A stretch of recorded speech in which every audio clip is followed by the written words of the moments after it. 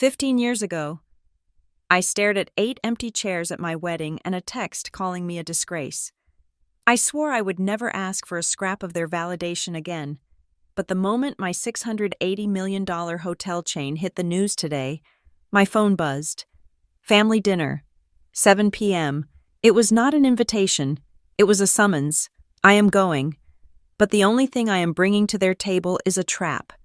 My name is Delilah Hughes, and for the first 26 years of my life, I was told that my value was directly tied to how well I could disappear into the background of a photograph. I was trained to be the silent accessory to my father, Gordon Waverly, a man who treated real estate and fatherhood with the same cold calculation. But the day I truly became myself was the day I ceased to exist to him. It was 15 years ago. The air in the bridal suite was stagnant, smelling of hairspray and expensive lilies. I was staring at myself in the mirror, adjusting the lace on a dress that cost more than most people made in a year. My phone buzzed against the marble vanity. It was a single vibration, short and dismissive. I picked it up. The sender was simply, "Father." The message was 2 lines. "Do not expect us. You have disgraced this family." I read it once, then I read it again. I did not drop the phone. I did not scream. I felt a strange, icy calm settle over my chest, like a heavy door closing in a drafty room. The disgrace he was referring to was not a crime, nor a scandal. It was my refusal to marry the son of his biggest rival, a merger disguised as a marriage. Instead, I had chosen Ethan Pierce, a structural engineer with calloused hands, a calm voice, and a bank account that my father found laughable. My stepmother, Lenora, had hinted at this outcome. She had smiled that tight, porcelain smile of hers during the rehearsal dinner, telling me that choices had consequences. But I had not believed they would actually do it. I had not believed they would leave the bride's side of the church entirely empty. I walked out of the suite. The wedding coordinator, a woman with a headset and a perpetually stressed expression, looked at me with wide eyes. She knew, everyone knew, the gossip had likely outpaced me down the hallway. "Delilah," she whispered, looking frantically toward the entrance where my father should have been waiting to walk me down the aisle.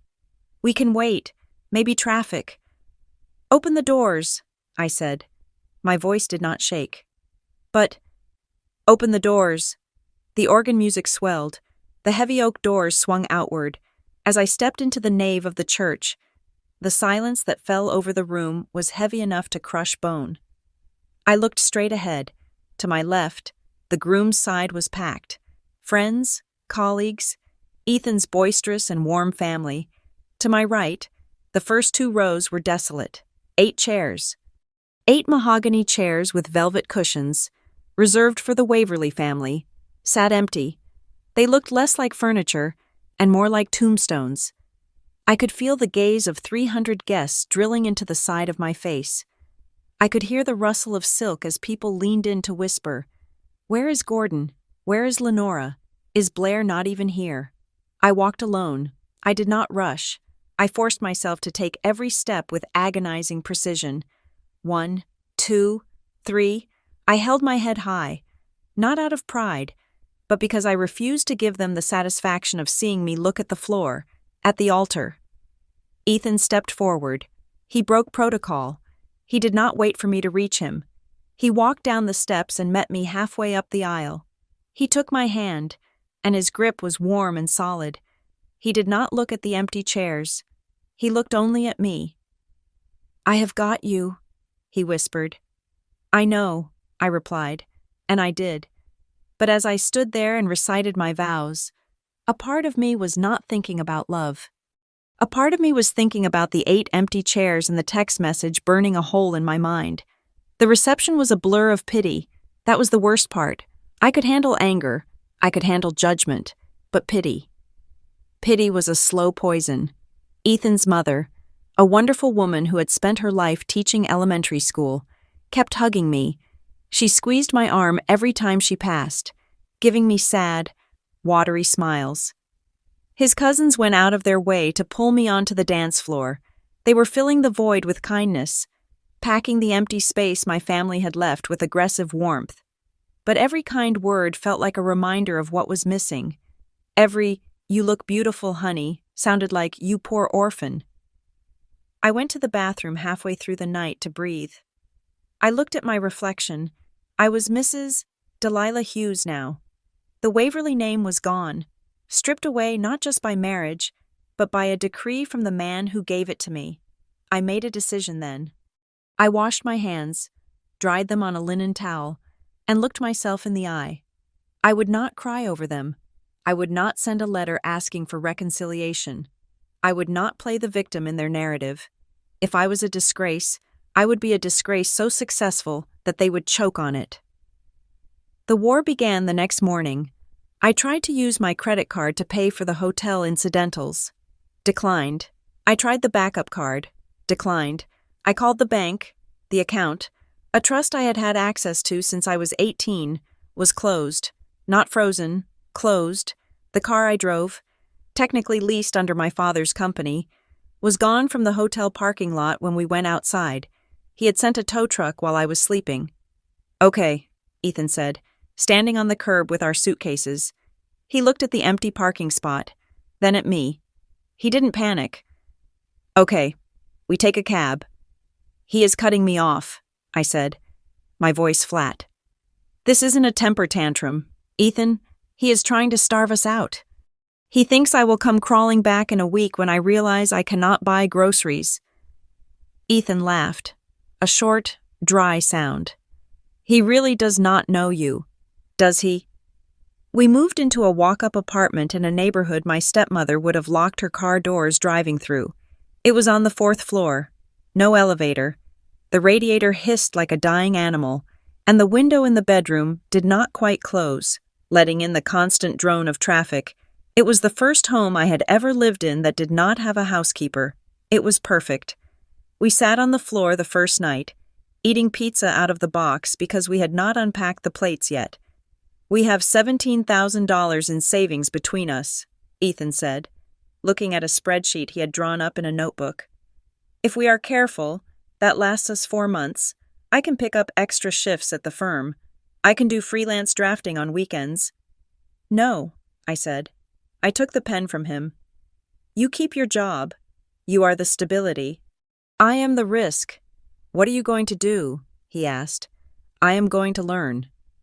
I said, "My father builds buildings. He owns half the skyline, but he doesn't know how to run them. He hires people to do that. I am going to learn the one thing he thinks is beneath him: service." I got a job 3 days later at a mid-range business hotel near the convention center. I did not apply as a manager. Though I had a business degree, I applied for the front desk. The pay was minimum wage. The hours were the graveyard shift, from 11 p.m. to 7 a.m. For the next 2 years, I lived in a state of perpetual exhaustion. I slept in 4-hour bursts. I smelled like industrial cleaner and stale coffee, but I was awake in a way I had never been in the Waverly mansion. I bought a black notebook, a moleskin. Every night, standing behind that laminate counter, I took notes. I did not just do the job. I dissected it. I tracked the guests. Why did the businessman in room 304 always complain about the noise? Because the HVAC unit on the roof vibrated through the steel beam directly above his room. I noted that down structural acoustics affect guest retention. I watched the housekeeping staff during shift changes. I timed them. I realized that the way the linen carts were stocked wasted 12 minutes per floor, because the maids had to walk back and forth to the service elevator for fresh towels. 12 minutes per floor. 10 floors. 7 days a week. That was hundreds of paid hours vanishing into thin air. I wrote, "Logistical inefficiency is invisible profit leakage." I learned that a guest would forgive a small room, but they would never forgive a rude greeting. I learned that luxury wasn't about gold faucets. It was about anticipation. It was about knowing the guest needed water before they asked. My coworkers thought I was intense. They saw a woman with dark circles under her eyes, scribbling furiously into a notebook at 3 a.m. They didn't know I was building a blueprint.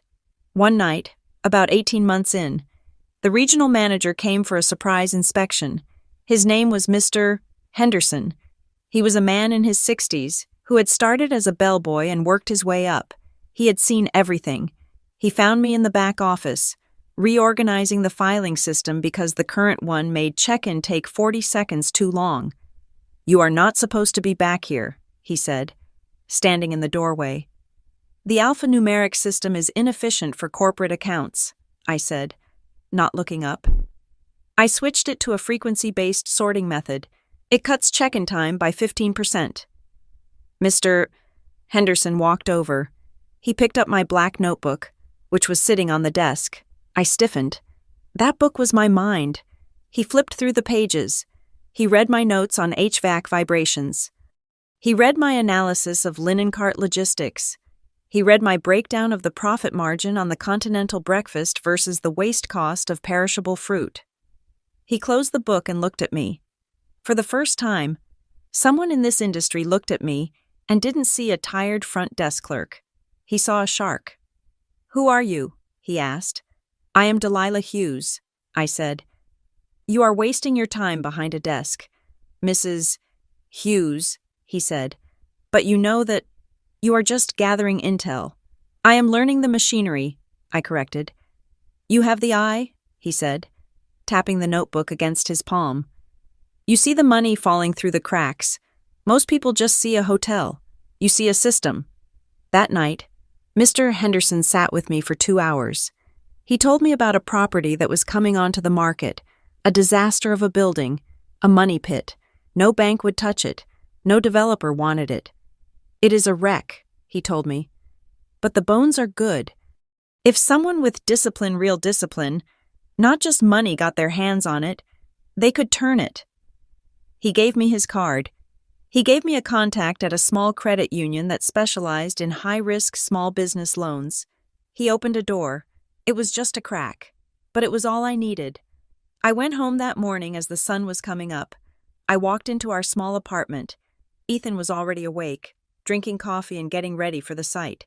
He looked at me, seeing the strange energy vibrating off me. I went to the drawer where we kept our important papers. I pulled out our wedding album. We had never really looked at it. It was too painful. I opened it to the centerfold. There it was, the wide shot of the ceremony, the beautiful vaulted ceiling of the church, the flowers, and there, on the right side, the gap, the 8 empty chairs. They looked like missing teeth in a smile. I traced the empty space with my finger. I didn't feel the sting of tears this time. The sadness had calcified into something harder, something useful. I felt cold, sharp, and ready. My father had thought that by absenting himself, he would make me disappear. He thought that without the Waverly name, I would fade into the gray noise of the world. He was wrong. He had just given me the ultimate freedom. I had nothing to lose and no one to thank. I closed the album and looked at Ethan. "From now on," I said, my voice steady in the morning light, "they will hear my name. And they will hear it in the way they hate the most. They will hear it associated with something they cannot claim, cannot control, and cannot ignore." "We are doing it?" Ethan asked. He knew what I meant. We had talked about it in hypotheticals for months. "We are doing it," I said. "I found the first one." That was the beginning. I was 26, tired, and broke. But I was no longer a daughter waiting for approval. I was a CEO in waiting. And I had a lot of work to do. Sleep became a concept rather than a reality for us in those first few years. I was working 3 distinct jobs. By day, I was a consultant for a struggling catering company, helping them trim food waste costs. By night, I worked the front desk at a different hotel, archiving every mistake their management made into my mental database. On weekends, I helped Ethan with administrative work for his engineering projects. We were running on caffeine and a terrifying amount of ambition. We were saving every cent that did not go to rent or basic sustenance. My shoes were worn down at the heels. My coats were threadbare. I stopped getting haircuts. To the outside world, it looked like we were drowning. But we were not drowning. We were holding our breath. Then I found it. It was a Tuesday in November, raining hard enough to flood the gutters of the city. I was walking between jobs. taking a shortcut through a district that was historically significant but currently neglected. I looked up and saw a building. It was called the Sterling. The neon sign was missing 3 letters, so it just read, the SER Inn. It was a 40-room boutique hotel squeezed between 2 office buildings. The location was technically perfect. It was 3 blocks from the financial district and 4 blocks from the theater row. It sat on a corner that thousands of people walked past every day. Yet nobody looked at it. It was invisible because it was mediocre. I walked in. The lobby smelled of damp wool and lemon polish that was trying too hard to mask the scent of mildew. The receptionist was on her phone, chewing gum, and did not look up for 45 seconds. The carpet was frayed. The furniture was a clash of 3 different decades. But I looked at the ceilings. They were high, with original crown molding that had been painted over in a garish beige. I looked at the flow of the room. The elevator placement was central. The bones of the building were solid steel and brick. It was a queen wearing rags. I did the research that night. The owner was an absentee landlord living in Florida who was tired of the maintenance costs. The hotel was bleeding money. The occupancy rate was hovering around 30%. He wanted out. The price was low, suspiciously low. In the real estate world, a price that low usually meant the building was haunted or structurally unsound. I brought Ethan to see it 2 days later. He walked through the lobby, tapped the walls, checked the basement, and looked at the plumbing. The boiler needs replacing, he said, wiping dust from his hands. The electrical is outdated but safe. The roof likely has a leak on the north side. Can we fix it? I asked. I can fix the structure, he said. The question is, can you fix the reputation? Give me 6 months, I said, and I will make this place the hardest reservation to get in the city. The problem was the money. Even at the fire sale price, the down payment was more than our scraped-together savings. We were short by a significant amount. I spent 3 nights staring at spreadsheets, trying to find a mathematical miracle. I considered high-interest loans. I considered selling my jewelry, but I had left all the Waverly diamonds behind. On the 4th night, Ethan came home late. He placed a small blue bank book on the kitchen table. It is done, he said. I opened it. It was a cashier's check. The amount was $120,000. I stared at him. Ethan, this is my grandmother's inheritance, he said quietly, and my retirement fund, and the stocks I bought when I was 22. I felt the air leave my lungs. Ethan, no. If this fails, you lose everything. This is your safety net. He sat down across from me and took my hands. His palms were rough, warm, and steady. You are my safety net, Delilah. I am not betting on a building. I am betting on you. I have watched you for 2 years. You are the sharpest operator I have ever seen. If I leave this money in a mutual fund, it grows by 6% a year. If I give it to you, you will build something that lasts. He did not ask for a partnership agreement. He did not ask for a controlling stake. He did not ask to be chairman. He just pushed the check across the scratched table. Go buy our empire, he said. We bought the Sterling. The next hurdle was the operating capital. I needed money for renovations, for payroll, for linens that did not feel like sandpaper. I went to a local bank that claimed to support small businesses. The loan officer was a man named Mr. Gables. He had a weak chin and a habit of looking at my forehead instead of my eyes. He looked at my application, then at me. Mrs.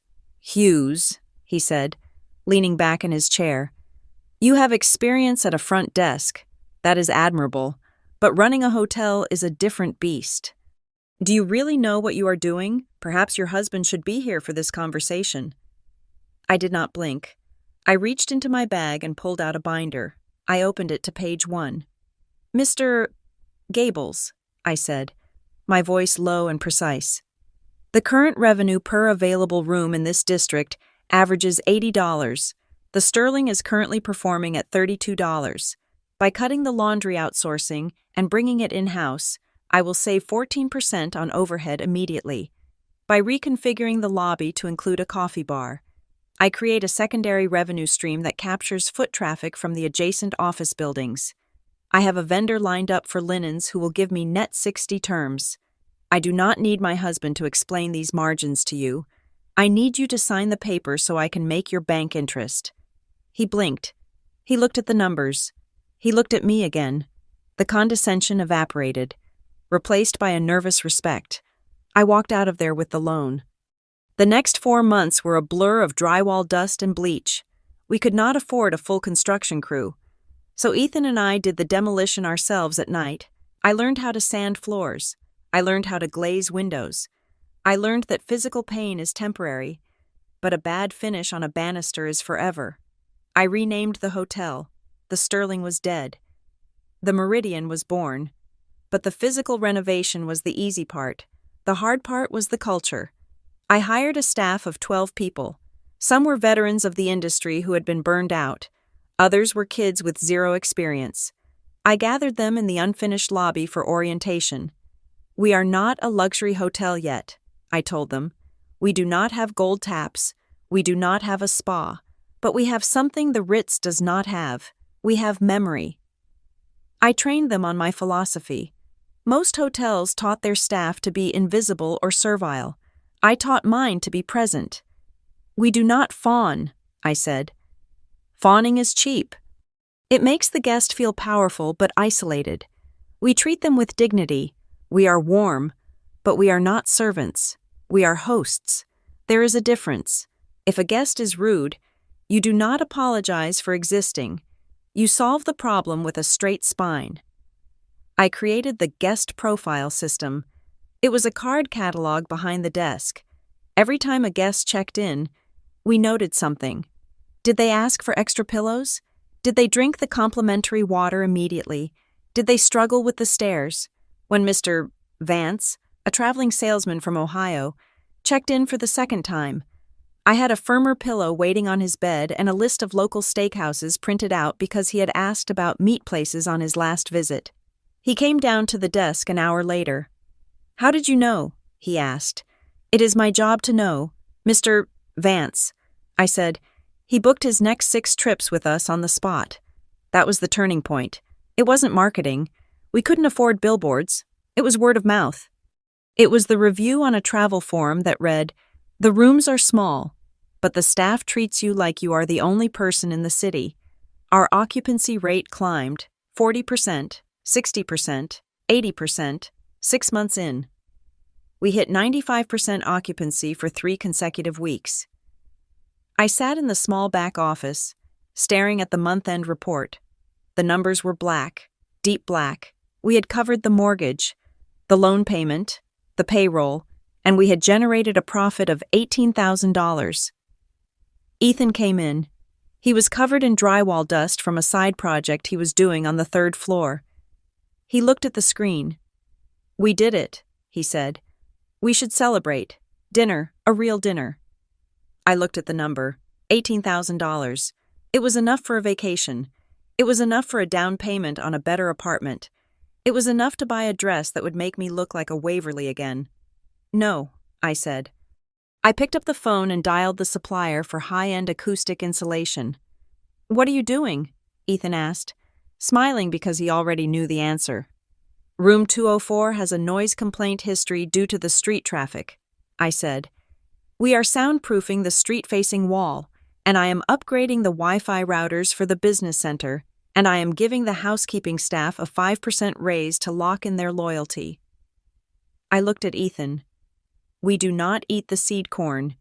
Ethan, we plant it. I do not want a good month. I want a fortress." We reinvested every single dollar. We lived in the same cramped apartment. I wore the same 3 suits.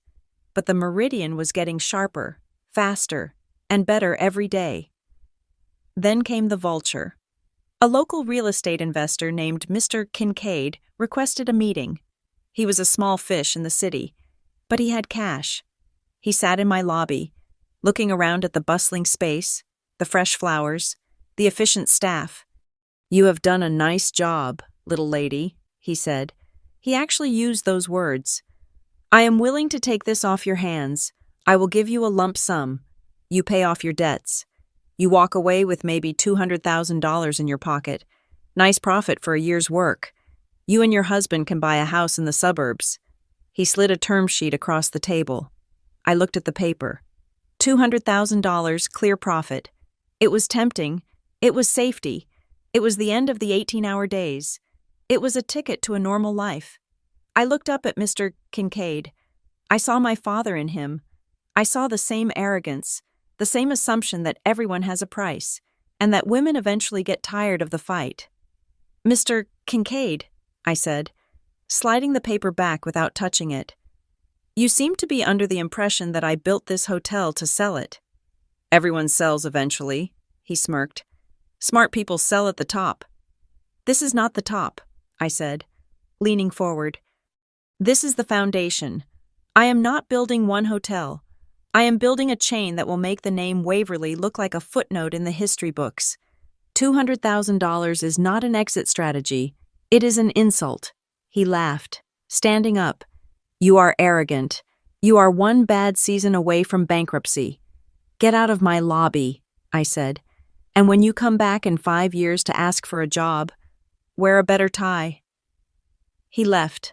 I sat there, my heart hammering against my ribs. I had just turned down a fortune. I had just bet everything, again, on the long haul. I walked over to the front desk. My night manager, a young woman named Sarah, whom I had trained from scratch, looked at me nervously. "Is everything okay, Mrs. Hughes?" she asked. "Everything is perfect." "Sarah," I said, "call the floral supplier. Tell them we are doubling the order for the lobby. We are going to need more lilies." I was not selling. I was just getting started. The Meridian was not just a business. It was a weapon, and I was sharpening it. If the first hotel was a battle for survival, the second was a test of sanity, and the third, through the 15th, that was a masterclass in engineering a nervous system. Most people think scaling a business is just doing the same thing more times. They are wrong.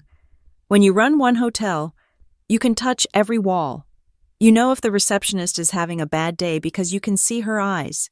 When you run 5 hotels, you are blind. When you run 15, you are paralyzed unless you build a second brain. I spent the 3 years after stabilizing the Meridian building that brain. I called it the Hughes Standard. It was a digital and operational manual that dictated everything. It defined how many seconds it should take to greet a guest under 5, the exact angle at which the duvet corners must be tucked 45 degrees, and the precise script for handling a double booking crisis. I became obsessed with consistency. A guest waking up in my Seattle property had to feel the exact same level of care as a guest waking up in my Chicago property.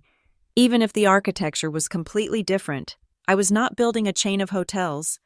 I was building a chain of trust. This period was where I earned my reputation for being ruthless.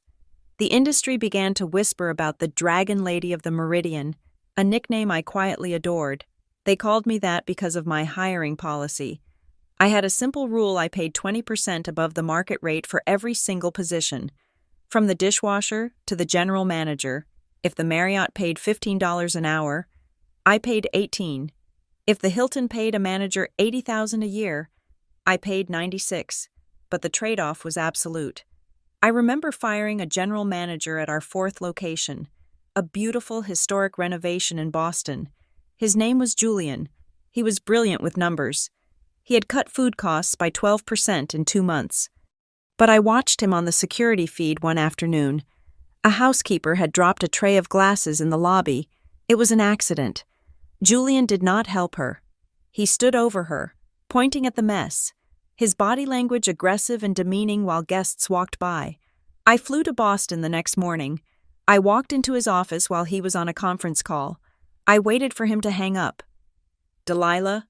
He smiled, standing up. "To what do I owe the pleasure? Did you see the quarterly report? Our EBT day is up 8%. "I saw the lobby feed from yesterday," I said. His smile faltered slightly. "Oh, that, just a clumsy maid. I handled it. We need to be stricter with breakage." "You are fired, Julian," I said. He laughed, thinking it was a joke. Excuse me, I am the best performing manager in your portfolio. You are a toxicity risk, I replied. I pay you a premium to be a leader, not a warden. You watched a 60-year-old woman get on her knees to pick up glass, and you did not lift a finger. That is not the Hughes standard. Pack your things. Security will escort you out in 10 minutes. You are making a mistake, he hissed. You cannot run a business on feelings. I am not running it on feelings, I said, checking my watch. I am running it on culture. Toxic management leads to high turnover. High turnover destroys guest consistency. Inconsistency kills the brand. You are a liability. Goodbye. Julian. That story spread through the company like wildfire. The message was clear. The Hughes Meridian had a heart for service, but management had teeth. We attracted the best talent because they knew they would be paid well and protected from tyrants. My turnover rate dropped to single digits in an industry where 50% was normal. With the team locked in, we expanded aggressively. I did not build new towers. I did not have the capital for skyscrapers yet. I bought distress. I looked for the grand old dames historic hotels and city centers that had fallen into disrepair, owned by families who had lost interest or corporations that were trimming fat. I bought them for the value of the land, gutted the interiors, and injected the Hughes standard. Ethan was instrumental here. He left his firm to become my chief technical officer. He oversaw every renovation. We had a rhythm. I found the deal and crunched the numbers. He assessed the bones and managed the build. We were a machine. We slept perhaps 6 hours a night, but we were building something that was ours. By year 7, we had 5 hotels. By year 10, we had 12. By year 12, we had 15 prime locations across the United States. The media began to take notice, but I played a different game than my father. Gordon Waverly loved the cameras. He loved charity galas, ribbon cuttings, and seeing his face in the society pages. I did the opposite. I refused interviews. I declined awards. I let the hotels speak for themselves. This silence created a vacuum, and the business press rushed to fill it with mythology. A major industry publication ran a 6-page feature titled, "The Phantom CEO."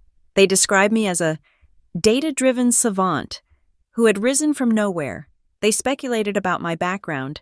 They did not know I was a Waverly.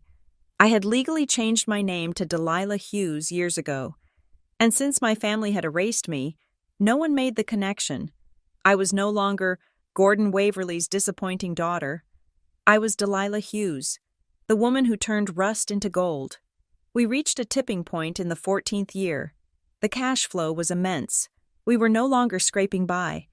We were sitting on a mountain of liquidity. I decided it was time to stop hiding behind the generic Meridian name. It was time to put a stamp on the world that could not be washed off. I initiated a total rebrand. We consolidated the 15 properties under a single flagship identity, Hughes Meridian Hotels. It was a declaration. It was me putting my husband's name, the name my father had sneered at in neon lights on top of 15 skylines. And then came the valuation. We were preparing for a large-scale refinancing to fund international expansion. I hired one of the Big Four accounting firms to conduct a comprehensive audit and valuation of the enterprise. They spent 3 weeks digging through my books. They analyzed our assets, our intellectual property, our brand equity, and our projected earnings. I was sitting in the boardroom of our headquarters, a sleek glass-walled office in Chicago, when the lead auditor presented the final binder. "Mrs. Hughes," he said, adjusting his glasses, "it is impressive. Your debt-to-equity ratio is better than Hyatt. Your operational margins are the best in the mid-luxury sector." "The number," I said, tapping the table. "Give me the number." He slid the paper across the polished wood. $680 million. I stared at the figure. $680 million. It was a number so large it felt abstract. But I knew what it meant. It meant I was worth more than my father. It meant that the disgrace who had been cut off without a penny was now a titan. The news broke 3 days later. Forbes put me on the cover. Not a society page mention. The cover. The photo was stark. I was wearing a black suit, arms crossed, looking directly into the lens. No smile, no softening. The headline read, "The $680 million Secret, How Delilah Hughes Built an Empire in the Shadows." The morning the magazine hit the stands, my phone exploded. Vendors, old classmates, bankers, rivals, everyone wanted a piece of me. I let the calls go to voicemail. I sat in my office, looking at the city skyline, drinking a cup of lukewarm tea. I thought I would feel triumphant. Instead, I felt a cold, sharp clarity. I had done it. I had climbed the mountain barefoot, bleeding, and alone. And I had reached the summit without asking them for a single handhold. I was in the middle of a strategy meeting with my VP of marketing, discussing the launch of our London property. The room was buzzing with energy. "The projection for the London opening is strong," she was saying. "If we leverage the Forbes article, we can pre-sell 50% of the suites." "Do it," I said. "But control the narrative. We focus on the product, not the personality. I do not want this to become a celebrity circus." My personal phone, which sat face down on the table, vibrated. It was a specific vibration pattern. Long, short, long. I froze. Only 3 people had this number: Ethan, my lawyer, Harlan, and a number I had blocked 15 years ago but had never forgotten. I picked up the phone. The screen was bright in the dim room. It was a text from a number ending in 4400, my father's private line. I stared at the preview. Family dinner, 7 p.m. Important business, 5 words. No hello, no congratulations. No, I am sorry for missing 15 years of your life. No, I am sorry for leaving you at the altar. Just a command. Family dinner, 7 p.m. He had seen the magazine. He had seen the $680 million. And suddenly, the daughter he had thrown away like garbage was useful again. The audacity of it was breathtaking. It was so perfectly, predictably Waverly. He thought he could just whistle, and I would come running back to the kennel. "Delilah," my VP asked, noticing my silence, "is everything all right?" I looked up. The room seemed to tilt slightly. I looked at the text again. Important business. He did not want a reunion. He wanted something. You do not summon a shark to dinner unless you need to clear the water, or unless you are bleeding and need protection. I felt a smile touch my lips, but it was not a happy smile. It was the smile of a general who has just seen the enemy expose their flank. "Everything is fine," I said, flipping the phone back over. "Better than fine." I looked at the text one last time in my mind. He wanted a family dinner. He wanted the prodigal daughter to return. "Clear my schedule for tonight," I told my assistant. "But you have the investors' call at 8, she stammered. "Cancel it," I said, standing up and smoothing my jacket. "I have a prior engagement. It seems I have been summoned." I walked to the window. I could see the city stretching out. Millions of lights, 15 of which were mine. I was going to go. But I was not going as Delilah Waverly, the scared girl in the wedding dress. I was going as Delilah Hughes, the CEO of a $680 million empire. And I was not bringing a peace offering. I was bringing a reckoning. I did not text back. I placed the phone face down on the mahogany conference table, as if it were a loaded gun that might go off if I touched it again. The vibration had stopped, but the message burned in my mind.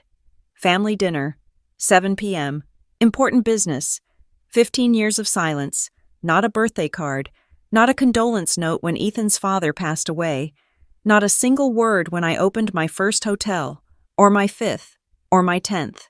And now, exactly 4 hours after Forbes declared me a titan of the hospitality industry, my father suddenly remembered he had a daughter. I am a creature of patterns. In the hotel business, you learn to look for correlations. If room service orders spike at 2 a.m, the local bars have just closed. If housekeeping requests extra towels on a Tuesday, there is a convention in town.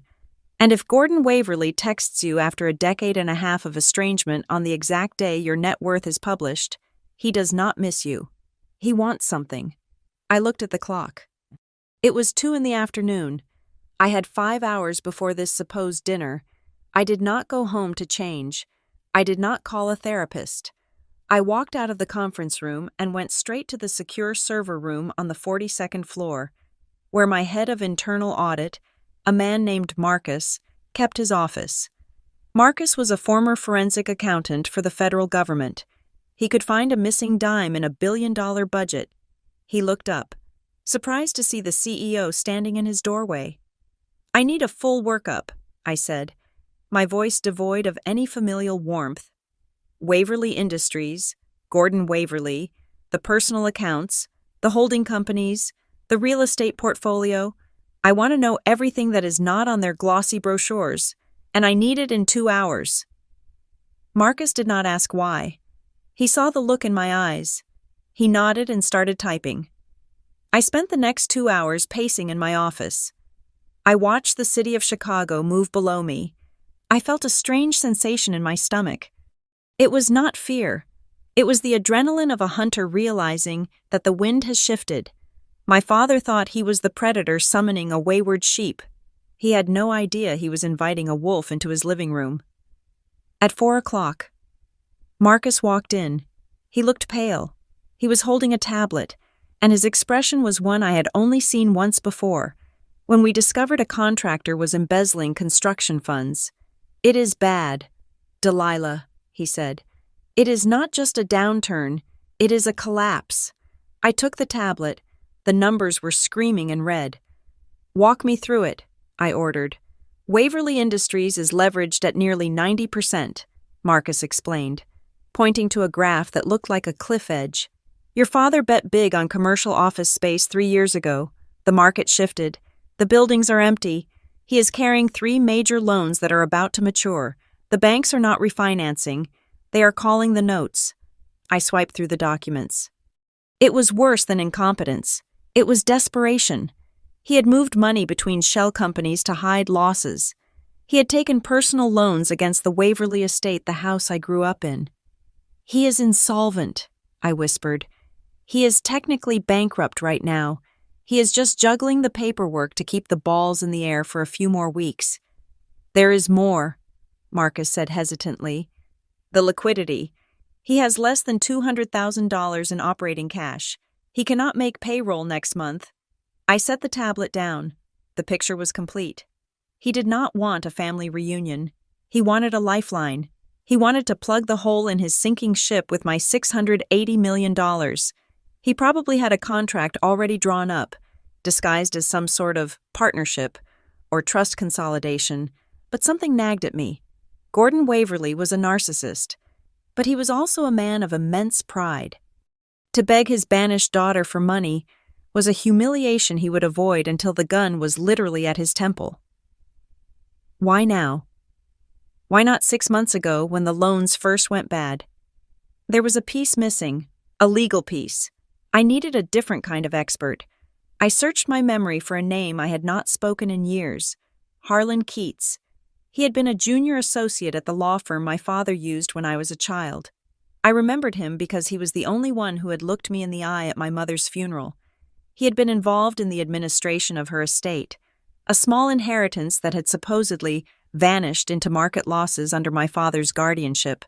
I found him. He had his own firm now, a boutique practice that specialized in high-stakes estate litigation and corporate fraud. I called his office. His secretary tried to schedule me for 3 weeks out. "Tell him it is Delilah Hughes," I said. "Tell him it is about the Waverly signature." I did not know if that meant anything, but it was a gamble. 30 seconds later, Harlan Keats was on the line. His voice sounded like gravel grinding against steel. "I wondered when you would call," he said. "Be here in 20 minutes. Harlan's office was not in a glass tower. It was in a brownstone on the north side, filled with the smell of old paper and leather. He was older now, his hair completely white, but his eyes were sharp, intelligent, and terrifyingly calm. He did not offer me coffee. He pointed to a chair. "You saw the Forbes article," he stated. "My father saw it," I corrected. "He texted me. He wants dinner." Harlan laughed. It was a dry, humorless sound. "Dinner? Is that what he calls an ambush?" "I know he is broke, Harlan," I said. I ran the numbers. He is drowning. He needs my capital. He needs more than your capital, Delilah, Harlan said, leaning forward. He needs your clean hands. If he goes under, the auditors come in. If the auditors come in, they find the bodies. I felt a chill run down my spine. What bodies? Financial ones, Harlan said. Your father has been playing a shell game for 20 years, but he is out of shells. If he declares bankruptcy, the court-appointed trustee will tear his books apart. He needs to merge with a solvent, legitimate entity to bury the evidence. He needs to mix his toxic water with your clean wine so no one can taste the poison. He wants to acquire me, I realized. He wants to absorb Hugh's Meridian to save himself. He will frame it as a legacy move, Harlan warned. He will talk about family unity and stronger together. He will try to guilt you. He will try to bully you. And if that fails, he will try to destroy you. I looked at the older man. He cannot destroy me. I built this. He has no leverage. Harlan looked at me with pity. He is your father. He knows where the buttons are because he installed them. Do not underestimate the power of a drowning man. He will pull you down just to get one breath of air. I am going tonight, I said. Do not go, Harlan advised. I have to, I said. If I don't, he will keep coming. I need to end this. I need to look him in the eye and close the door so tight he never knocks again. Harlan sighed. He opened a drawer and pulled out a fresh legal pad. If you go, he said, you do not go as a daughter. You go as a hostile party. We prepare, right now. For the next hour, we war-gamed the dinner. Harlan was brilliant. He outlined every trap my father would set. Trap 1. The emotional appeal, counter-silence. Let them talk until they contradict themselves. Trap 2. The minority stake offer. Counter-refusal to sign anything without full due diligence. Trap 3. The threat of scandal. Counter, the nuclear option. I need a weapon. Harlan, I said. I need something that makes him afraid to attack me. Harlan looked at me for a long moment. The room was silent except for the ticking of a grandfather clock. He seemed to be weighing a decision he had sat on for a very long time. I have something, he said slowly. I have kept it in a safe deposit box for 20 years. I was a junior lawyer then. I was scared. I didn't want to lose my license. I didn't want to lose my life. What is it? I asked. Your mother's estate. Harlan said, the money that started Waverly Industries, the seed capital that built his first skyscraper. He told you it was lost in the market crash, didn't he? Yes, I said. He said it was unfortunate timing. It wasn't lost, Harlan said. It was transferred 3 days before she died, while she was in a coma. My blood ran cold. That is impossible. She couldn't sign. Exactly, Harlan said. He reached into his briefcase and pulled out a thin folder. It looked innocuous, just a few sheets of paper inside a manila cover. But as he slid it across the desk toward me, it felt heavy. It felt like it contained the weight of the world. This is a copy, he said. The original is in a vault in Zurich. This shows the transfer authorization. And this, he pointed to a scrawl at the bottom of the page, is the signature. I looked at it. It was my mother's name. But the loop on the L was wrong. The slant was too sharp. It was a forgery. A good one, but a forgery. He stole it, I whispered. He didn't just inherit it. He stole it from a dying woman. And from you, Harlan added. That money was supposed to go into a trust for you. He bypassed the trust. He took it all to build his empire. Every brick he owns, every dollar he has spent for 20 years, is fruit of the poisonous tree. It is fraud, Delilah, major, criminal fraud. I touched the paper. My hand was trembling, not with sadness, but with rage. Pure, white-hot rage. All those years he called me a disgrace. All those years he looked down on me for being unsuccessful. He was a thief. He was a con artist in a custom suit. If you use this, Harlan said softly, you burn him to the ground. He goes to prison. The company dissolves. The name Waverly becomes synonymous with theft. He called my wedding a disgrace, I said, my voice steady now. He left me with nothing.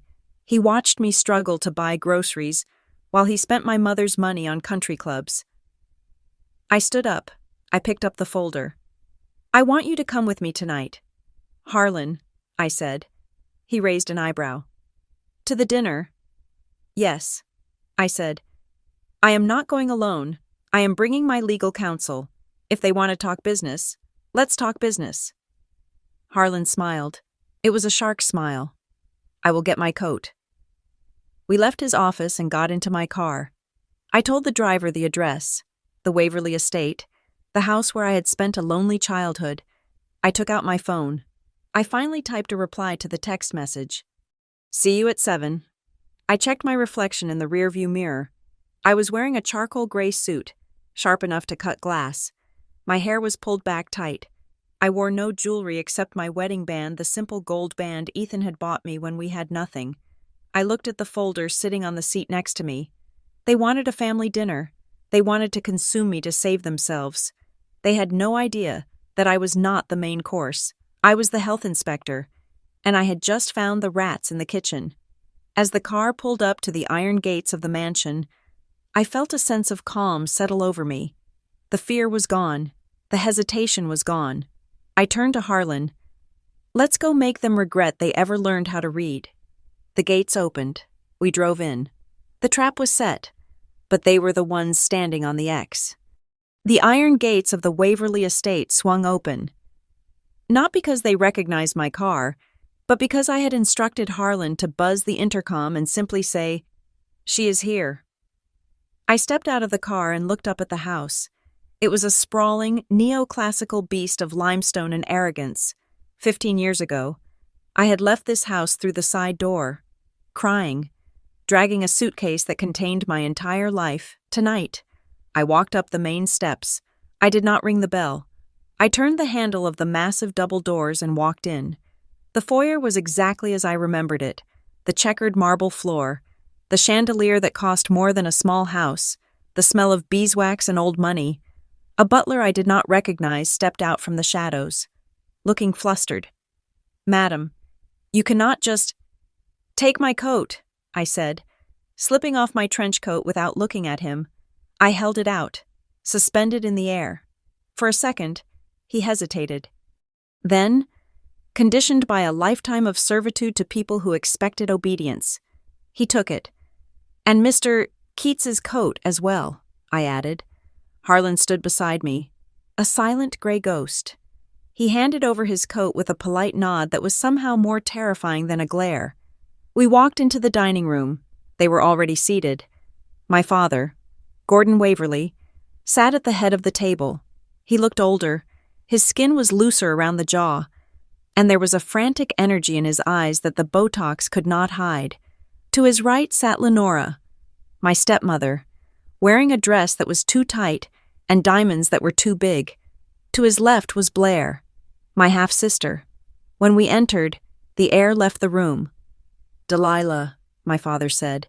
He did not stand up. He gestured to the empty chair opposite him. "You are late." "I am on time," I said, checking my watch. "It is 7 p.m. exactly. You were always early to things you were desperate for." "Father," I saw a muscle twitch in his jaw. "And you brought—" "A guest," Lenora said, her smile stretching thin like plastic wrap over a bowl of leftovers. She looked at Harlan. She did not recognize him at first. "This is Harlan Keats," I said, taking my seat. Harlan sat next to me. "My legal counsel." Gordon's fork clattered against his plate. He remembered. He stared at Harlan, his eyes narrowing. Harlan had been a junior associate at the firm Gordon used 20 years ago. He was a loose end that Gordon thought had been tied off. "I asked for a family dinner," Gordon said, his voice dropping an octave. "Not a deposition." "I do not sign contracts without my lawyer," I said, placing my napkin in my lap. And since you called this meeting to discuss important business immediately after my valuation hit the news, I assumed there would be paperwork. It is just dinner, Delilah, Blair sighed, rolling her eyes. She was 35 now, but she still acted like a bored teenager. She took a sip of wine, and I noticed her eyes flicking to the diamond tennis bracelet on my wrist. She was assessing my net worth in real time. God, you always have to make everything so dramatic. Can't we just eat? The staff brought out the first course, lobster bisque. I did not touch it. I sat with my hands folded, watching them. So, Gordon said, clearing his throat. He tried to project the image of the benevolent patriarch, but I could smell the fear on him. It smelled like scotch and desperation. I saw the Forbes article. Impressive numbers. Although valuations are often inflated, the market is fickle. My numbers are audited, I said calmly. By Deloitte. Are yours? The silence that followed was heavy. Lenora took a quick, nervous sip of water. We are not here to compare bank accounts, Gordon said quickly. We are here to talk about the future, the Waverly legacy. He signaled to the butler, who brought over a leather portfolio. Gordon slid it across the long table. It stopped just inches from my untouched soup bowl. I have been thinking, Gordon said, leaning back. You have done well, better than I expected, frankly. But a hotel chain needs more than just good management. It needs heritage. It needs the weight of a dynasty behind it. I have a dynasty, I said. It is called Hughes Meridian. It is a startup, he scoffed. A successful one, but a startup. Waverly Industries has been a pillar of this city for 40 years. What I am proposing is a merger, a reunification of the family assets. Harlan reached out and opened the portfolio. He began to read, his face completely expressionless. A new holding company, Gordon continued, his voice gaining momentum. The Waverly Hughes Group. We consolidate the assets. We leverage the combined equity to dominate the market. I will remain as chairman of the board, naturally, to handle the politics and the city planning commissions.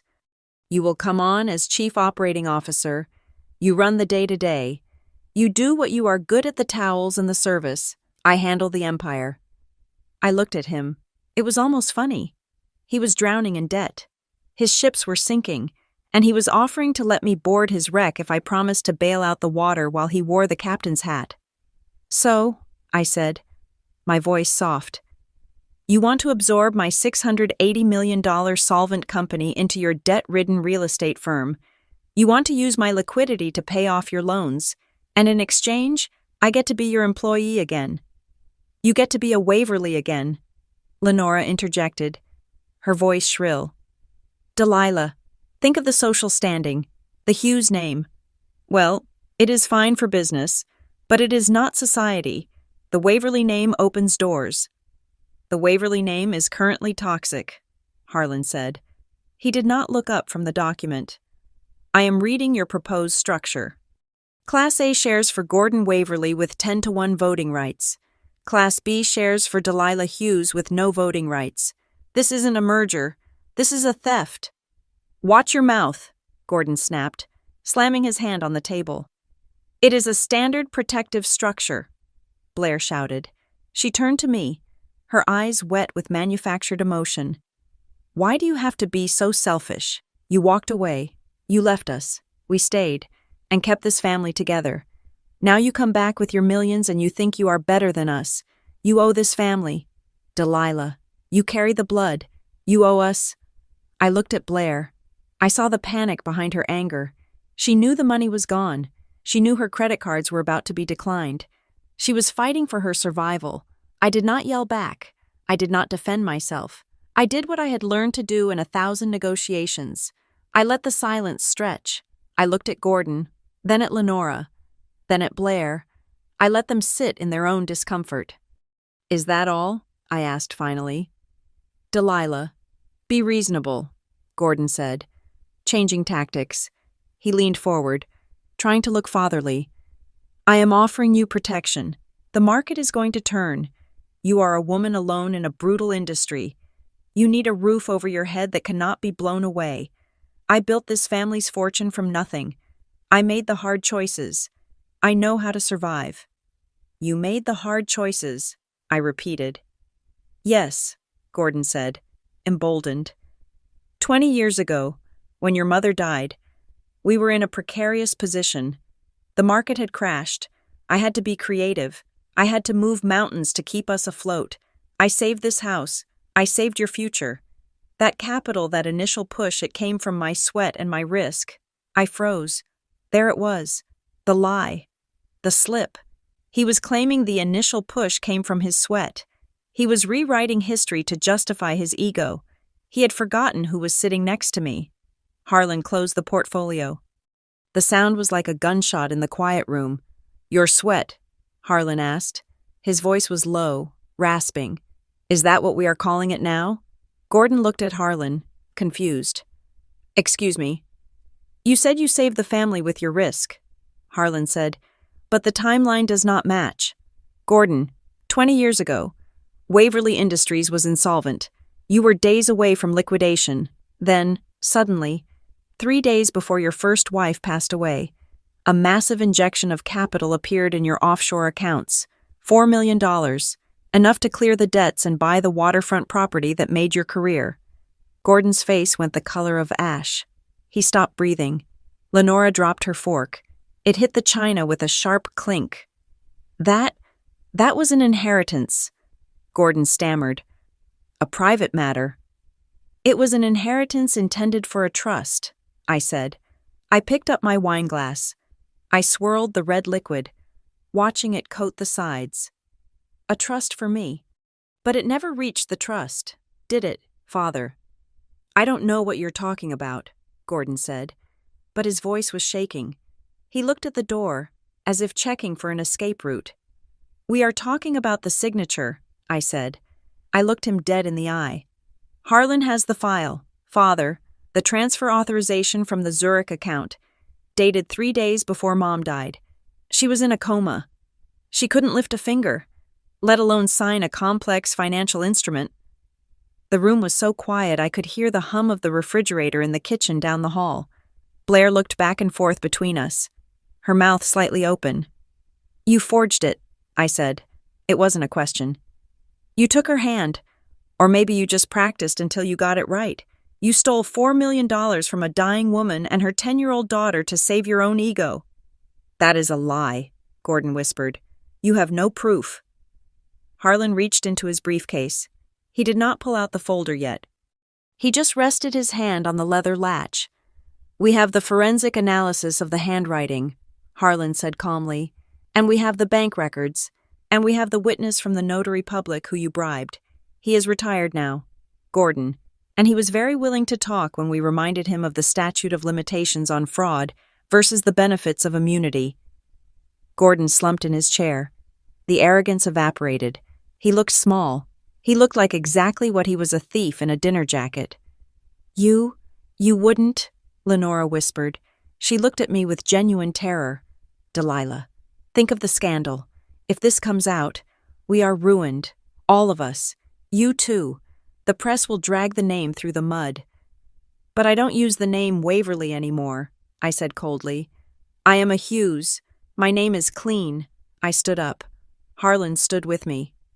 "You invited me here to steal my company," I said, looking down at my father. "You thought you could bully me into signing away my life's work to cover up your failures. You thought I was still the little girl who cried because you didn't look at her." I placed my hands on the table and leaned in. "I am not that girl, and I am not here to negotiate a merger." Gordon looked up at me. His eyes were wet. "What do you want?" "I want the truth," I said. "And I want you to understand exactly where you stand. You are not the chairman. You are a criminal who has been living on borrowed time and stolen money for 2 decades." I picked up the glass of wine I hadn't drunk. I held it for a second, then set it down firmly. "If you want to take my company," I said, my voice slicing through the air, "then are you brave enough to tell the world where your money actually came from? Because if you don't sign what I give you next, I will tell them for you." I signaled Harlan. He opened his briefcase and pulled out the thick document we had prepared. It hit the table with a heavy thud. "Read it," I said. "You have until dessert." The document sat on the table between us, a thick stack of paper bound with a heavy black clip. For a moment, nobody moved. The steam from the forgotten main course rose into the air, twisting and fading, much like the patience I had left for this family. Harlan did not wait for them to pick it up. He reached over, flipped the cover open, and spun the document around so it faced my father. "Exhibit A," Harlan said, his voice devoid of theatricality. "Bank of Zurich, routing number ending in 678, the date is October 14th, 2004. Gordon looked down. He didn't want to, but he couldn't help himself. "That is an old account," he muttered, trying to wave it away with a hand that was trembling noticeably now. "Closed years ago. What is the point of digging up ancient history?" "The point," I said, leaning back in my chair and crossing my legs, "is the origin of the funds. You see, Father, I didn't just audit your current books, I audited your life."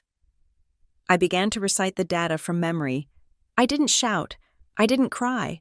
I spoke with the same flat, clinical precision I used when briefing my board of directors on quarterly losses. "October 14th, I said. $4 million. $200,000 is wire transferred from my mother's private holding funds that were legally designated for a trust in my name into a shell company called GW Logistics in the Cayman Islands. October 16th. GW Logistics loans $4 million to Waverly Industries to cover a margin call that was about to bankrupt you. October 20th. My mother dies." I paused, letting the dates hang in the air. "You didn't save the company with your sweat. Father, you saved it with my inheritance. And you did it while she was hooked up to a ventilator." "It was a loan," Gordon snapped, his face reddening. "She agreed to it. We discussed it before she got sick. It was a verbal agreement between husband and wife." "A verbal agreement," Harlan repeated, dragging the phrase out as if it tasted sour. He turned the page of the document. "Interesting theory. However, the bank required a signature for a transfer of that magnitude." He pointed to the center of the page, a photocopy of a transfer authorization. "That is her signature," Gordon insisted, though he refused to look directly at it. "She signed it." "We hired a forensic document examiner," Harlan said, "formerly with the FBI. He spent 3 days analyzing this signature against 40 known samples of your late wife's handwriting from the year prior to her death." Harlan slid a second sheet out. It was a transparency overlay. He placed it on top of the transfer document. "The pressure points are wrong," Harlan explained, sounding like a professor teaching a class. "See the loop on the L. Your wife had a distinct fluid motion. This loop has a hesitation mark at the apex, a microtremor. That happens when the hand is moving slowly, trying to copy a shape, rather than writing from muscle memory. It is a forgery, Gordon, and not even a particularly good one." "That is ridiculous," Lenora hissed. "You are accusing your father of a felony based on some squiggles on a page." "I am accusing him of wire fraud, bank fraud, and embezzlement," I corrected her. "And the statute of limitations on fraud that was actively concealed resets the moment the concealment is discovered, which was this morning." I looked at my father. He was staring at the tablecloth, his breathing shallow. He knew that I had the power to put him in a federal prison, but I could see the gears turning in his head. He was a survivor. He was calculating the odds. "You won't do it," he said finally. Looking up, his eyes were hard again. "You won't go to the authorities." "Why not?" I asked. "Because you are a Hughes now," he sneered, finding a shred of his old arrogance. "You are the cover of Forbes. You are the CEO of a $680 million brand. You crave respectability. If you drag me into court, you drag yourself into the mud. CEO's father arrested for fraud. Hughes' heiress sued her own family. Investors hate drama. Delilah, you know that. You won't tank your own stock price just to hurt me." He picked up his wine glass and took a long drink, thinking he had checkmated me. He thought he understood my leverage. He thought the only thing I had was the threat of a scandal. You are right, I said softly. I don't like scandal. It is messy. It creates volatility. Gordon smiled. It was a smug, victorious smile. Exactly. So, put that file away. We can work out a payment plan. I will pay you back the $4 million. With interest, over 10 years, and we will announce the merger. I looked at Harlan. He gave me a barely perceptible nod. You misunderstand the situation, I said. The fraud file, that is just the opener. That is just to establish character. That is to remind you that you are a criminal. I leaned forward, resting my elbows on the table.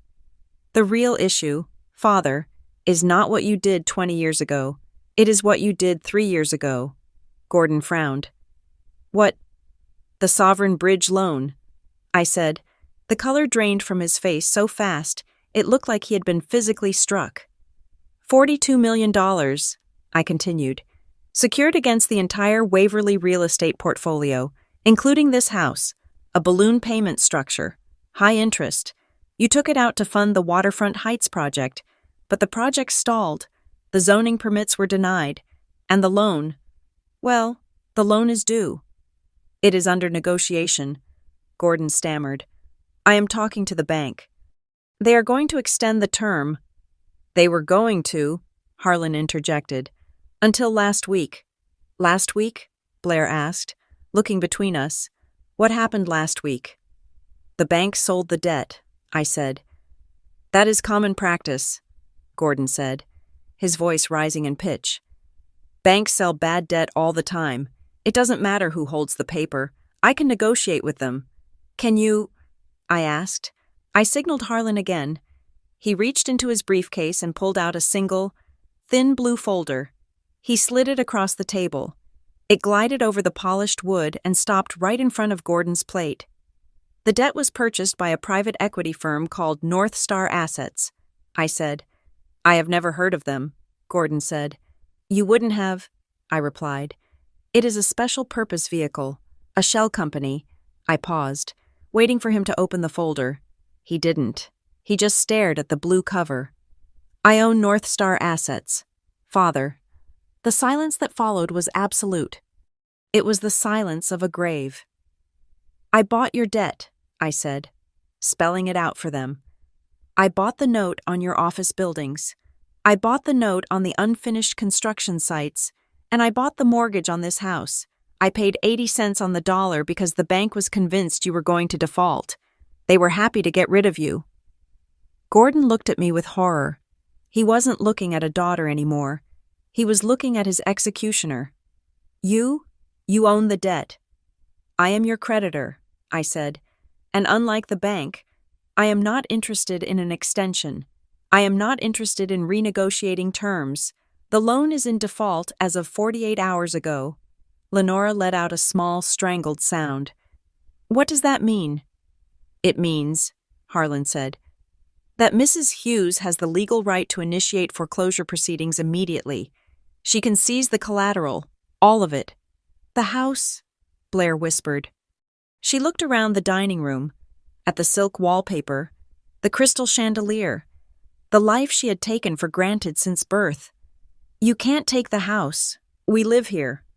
It is an asset, I said coldly. Just like the hotels I bought and renovated. It is just bricks and mortar collateralizing a bad loan. Blair stood up. Mom, do something. She is lying, right? She can't just kick us out. Lenora was not looking at Blair. She was looking at the diamond bracelet on her own wrist, then at the table settings, as if calculating what she could fit in a suitcase. The facade of the perfect stepmother had shattered completely. She looked old, tired, and terrified. You planned this, Gordon whispered. You didn't come here for dinner. You came here to kill us. I came here to finish what you started, I said. 15 years ago, you sent me a text. You told me I was a disgrace. You cut off my access to my own money. You tried to starve me into submission so I would marry a man I didn't love to secure a merger for you. I took a sip of water. It was cool and refreshing. You taught me that business is war. Father, You taught me that family is just a resource to be exploited. I learned my lesson. I just learned it better than you expected. I am your father, he shouted, slamming his fist down. You ungrateful child, I gave you life. And then you tried to ruin it, I countered, my voice hard as granite. Do not talk to me about gratitude. You stole my mother's legacy. You ignored my existence for a decade and a half. And tonight you tried to trap me into a partnership so you could steal my company to cover your own incompetence. You aren't a father. You are a liability. I stood up. I smoothed the front of my suit. The power dynamic in the room had shifted so completely that the air felt thin. They were sitting in chairs that effectively belonged to me. They were eating food paid for by credit I now controlled. Here is the situation, I said, looking down at them. I have 2 piles of paper on this table. Pile A is the fraud evidence. That goes to the district attorney. Pile B is the foreclosure notice. That goes to the sheriff. Delilah, please, Lenora said, her voice trembling, tears streaming down her face, ruining her makeup. We can work this out. We are family. Stop, I said. Don't use that word. You lost the right to use that word when you left 8 chairs empty at my wedding. Harlan pulled out the final document. It was a settlement agreement. It was thick, comprehensive, and brutal. There is a third option, I said. Gordon looked up. What? You sign this, I said, pointing to the agreement. It is a complete surrender. You transfer full control of Waverly Industries to North Star Assets. You step down from the board. You step down from the chairmanship. You liquidate the remaining assets to pay off a portion of the principal. And the house? Blair asked, her voice small. The house is collateral, I said, but I am not a monster. I will give you a grace period. I leaned in close to my father's face. You sign the agreement. You admit to the mismanagement privately so I have it on record. You walk away, or I trigger the foreclosure and I file the fraud charges tomorrow morning. Gordon looked at the contract. He looked at Lenora, who was weeping into her napkin. He looked at Blair, who was staring at me like I was a stranger she had never met. You want my company, Gordon rasped. My name.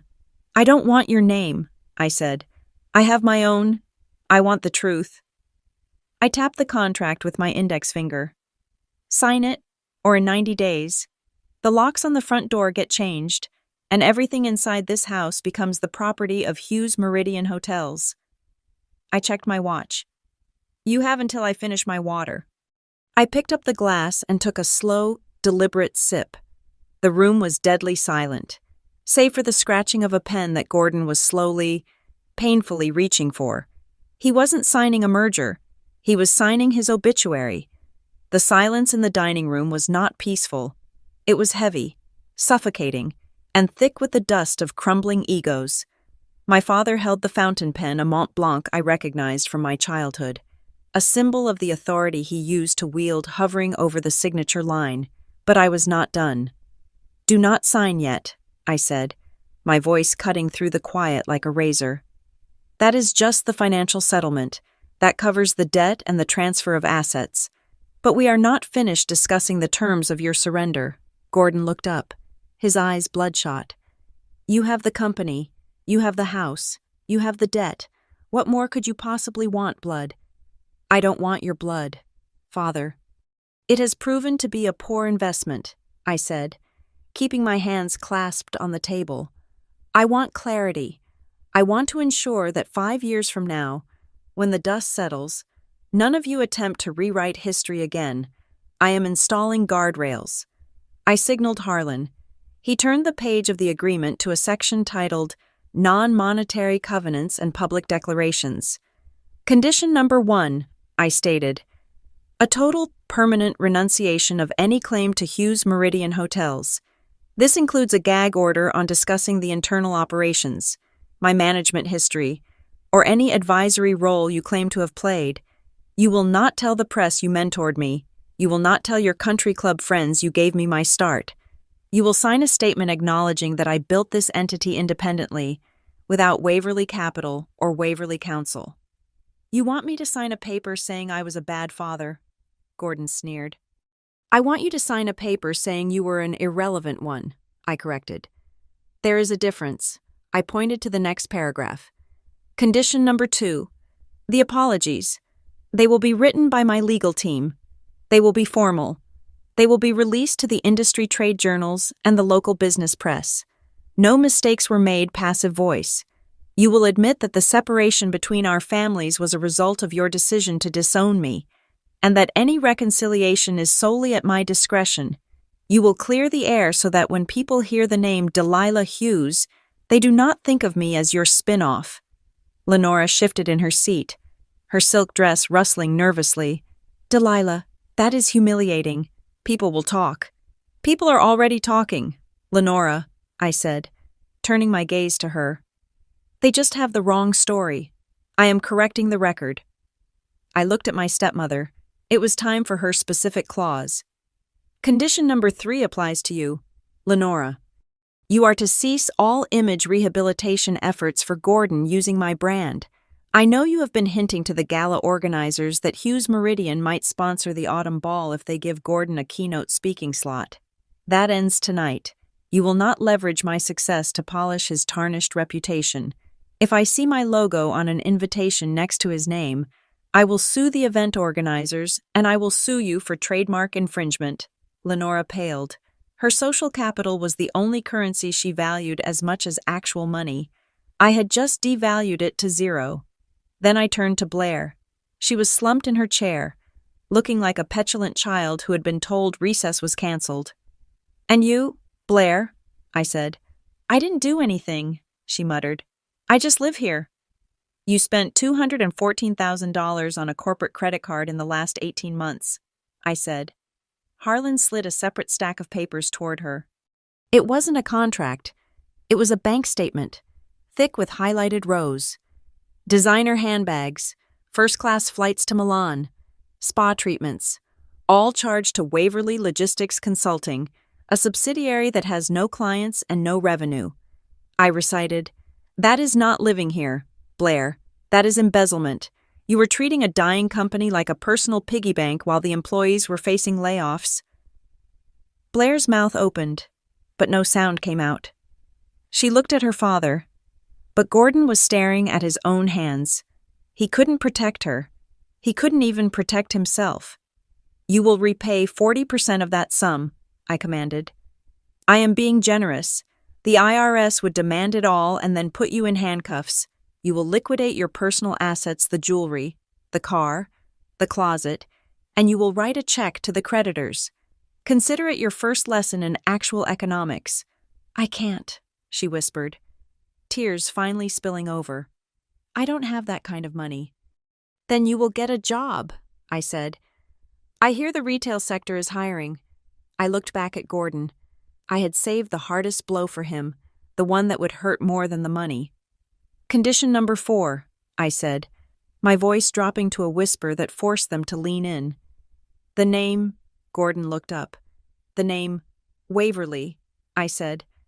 As of the moment you sign this document, the name Waverly is retired from the business world.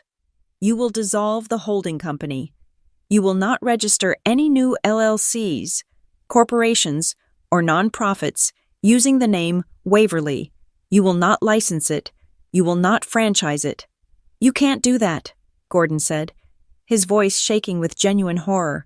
That is my name. That is my legacy. Your legacy is fraud, I said.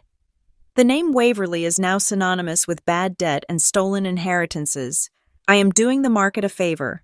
I am burying it before it infects anyone else. You can be Gordon Waverly at home, Father. But in the boardroom, the name does not exist. It dies in this room, tonight. He looked as if I had physically struck him. For a man like Gordon, money was replaceable, but his name on the side of a building was his immortality. I was stripping the letters off the skyline, one by one. And finally, I said, sitting back, the future of the assets. You are going to sell them, Gordon said bitterly. Chop it up and sell it for parts. No, I said. I am going to repurpose them. I looked at the three of them. They were so small, so trapped in their greed. "The Sterling," I said, referring to my first hotel, the one I had scrubbed with my own hands. "I am converting it. It will no longer be a commercial hotel. Next month, it reopens as the Hughes Academy." "A school?" Lenora asked, confused. "A sanctuary and a training ground," I explained. "For women who have been financially abused, women who have been controlled by their families, cut off from their resources, and told they are worthless. We will provide housing, legal aid, and education in business management and hospitality. We are going to teach them how to build their own empires so they never have to sit at a table like this and beg." I paused, letting the irony sink in. "I am using the money you stole from my mother to fund a school that teaches women how to survive men like you." The silence stretched for a long, agonizing minute. The clock on the mantel ticked. The butler had vanished. It was just us and the ruin of their dynasty. "Sign it," I said. Gordon looked at the pen. His hand shook. He looked at Lenora, but she turned away. He looked at Blair, who was staring at the floor. He was alone. He picked up the pen. The sound of the nib scratching against the paper was loud. Scratch, scratch. He signed the settlement, then the apology, then the resignation, then the agreement to retire the name. He pushed the stack of papers away from him with a mix of disgust and exhaustion. "It is done," he croaked. "Harlan," I said. Harlan reached out and collected the documents. He checked every signature, ensuring they were valid. He nodded to me. "We have what we came for," Harlan said. I stood up. My legs felt strong. The air in the room felt lighter, as if a window had been opened. I picked up my clutch. "You have 90 days to vacate the property," I said to the room at large. "The foreclosure process is formal, but since I own the debt, I control the timeline. Do not damage the fixtures. My team will be conducting a walkthrough." I turned to leave. I walked toward the heavy double doors of the dining room, the click of my heels echoing on the marble. I didn't look back. I didn't need to. I knew exactly what they looked like, three ghosts haunting a house that no longer belonged to them. I reached the foyer. Harlan was putting on his coat.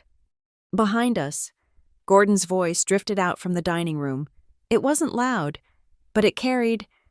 "She thinks she has won," he said. It was muttered, likely to Lenora, but meant for me to hear. "She thinks ink on paper stops a war. She has no idea what happens when you corner a wild animal."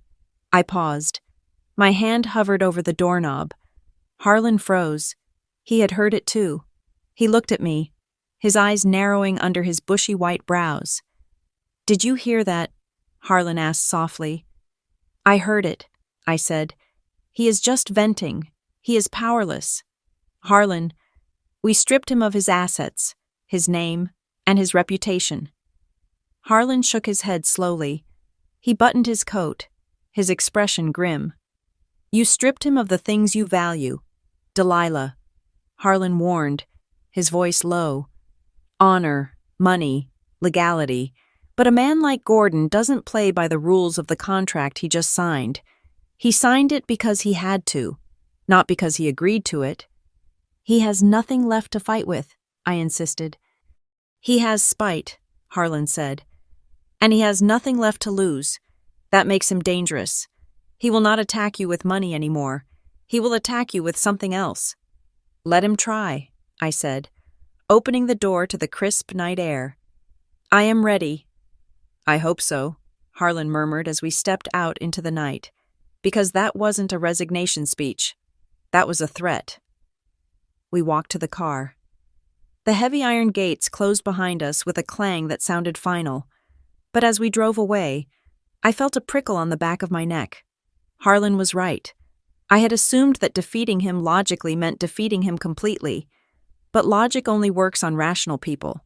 And my father, stripped of his crown, was no longer rational. He was just angry. And anger, I knew better than anyone, was a powerful fuel. For 3 days, there was silence. It was the kind of silence that happens when the tide pulls back right before a tsunami hits the shore. I went to work. I signed the contractor approvals for the academy renovation. I monitored the foreclosure timeline on the Waverly estate.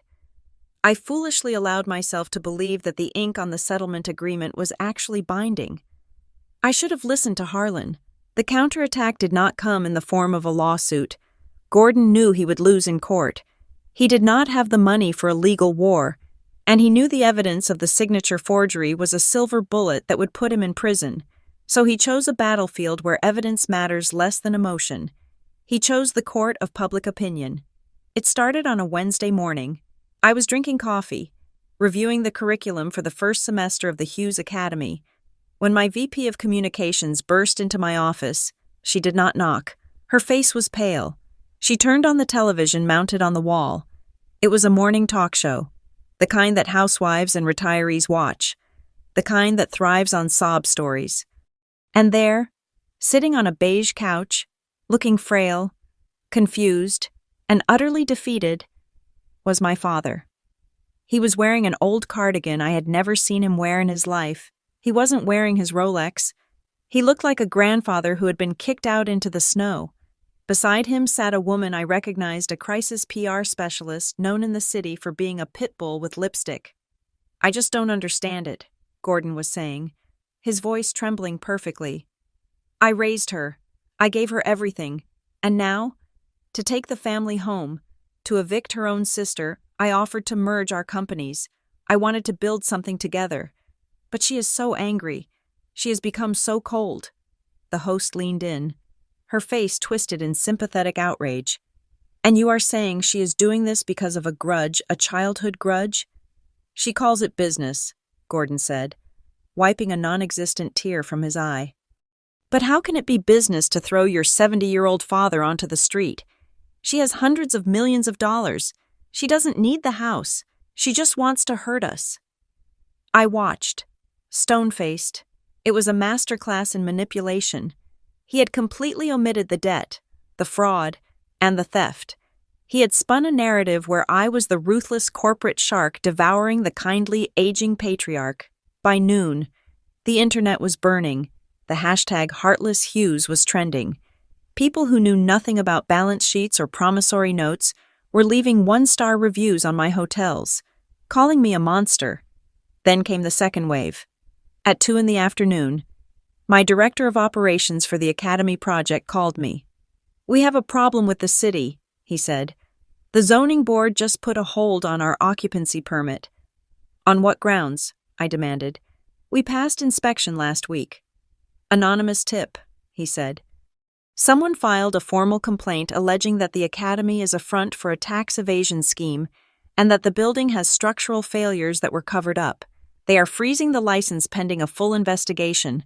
Delilah, this could take 6 months. We are supposed to open in 2 weeks. I hung up the phone. I looked out the window. The city looked the same, but the ground beneath me felt unstable. Gordon was not trying to win the company back. He knew that was impossible. He was trying to burn down my reputation so that when I finally launched the Academy, my legacy, it would be tainted. He wanted the world to look at my school for abused women and see a monument to hypocrisy. Harlan arrived an hour later. He looked grim. "He hired the Vanguard Group," Harlan said, referring to the PR firm. "They are expensive, and they play dirty." "He doesn't have money," I said. "I control his accounts." "He has friends," Harlan corrected. "Old boys from the club who hate seeing a woman win. Or maybe he borrowed from loan sharks.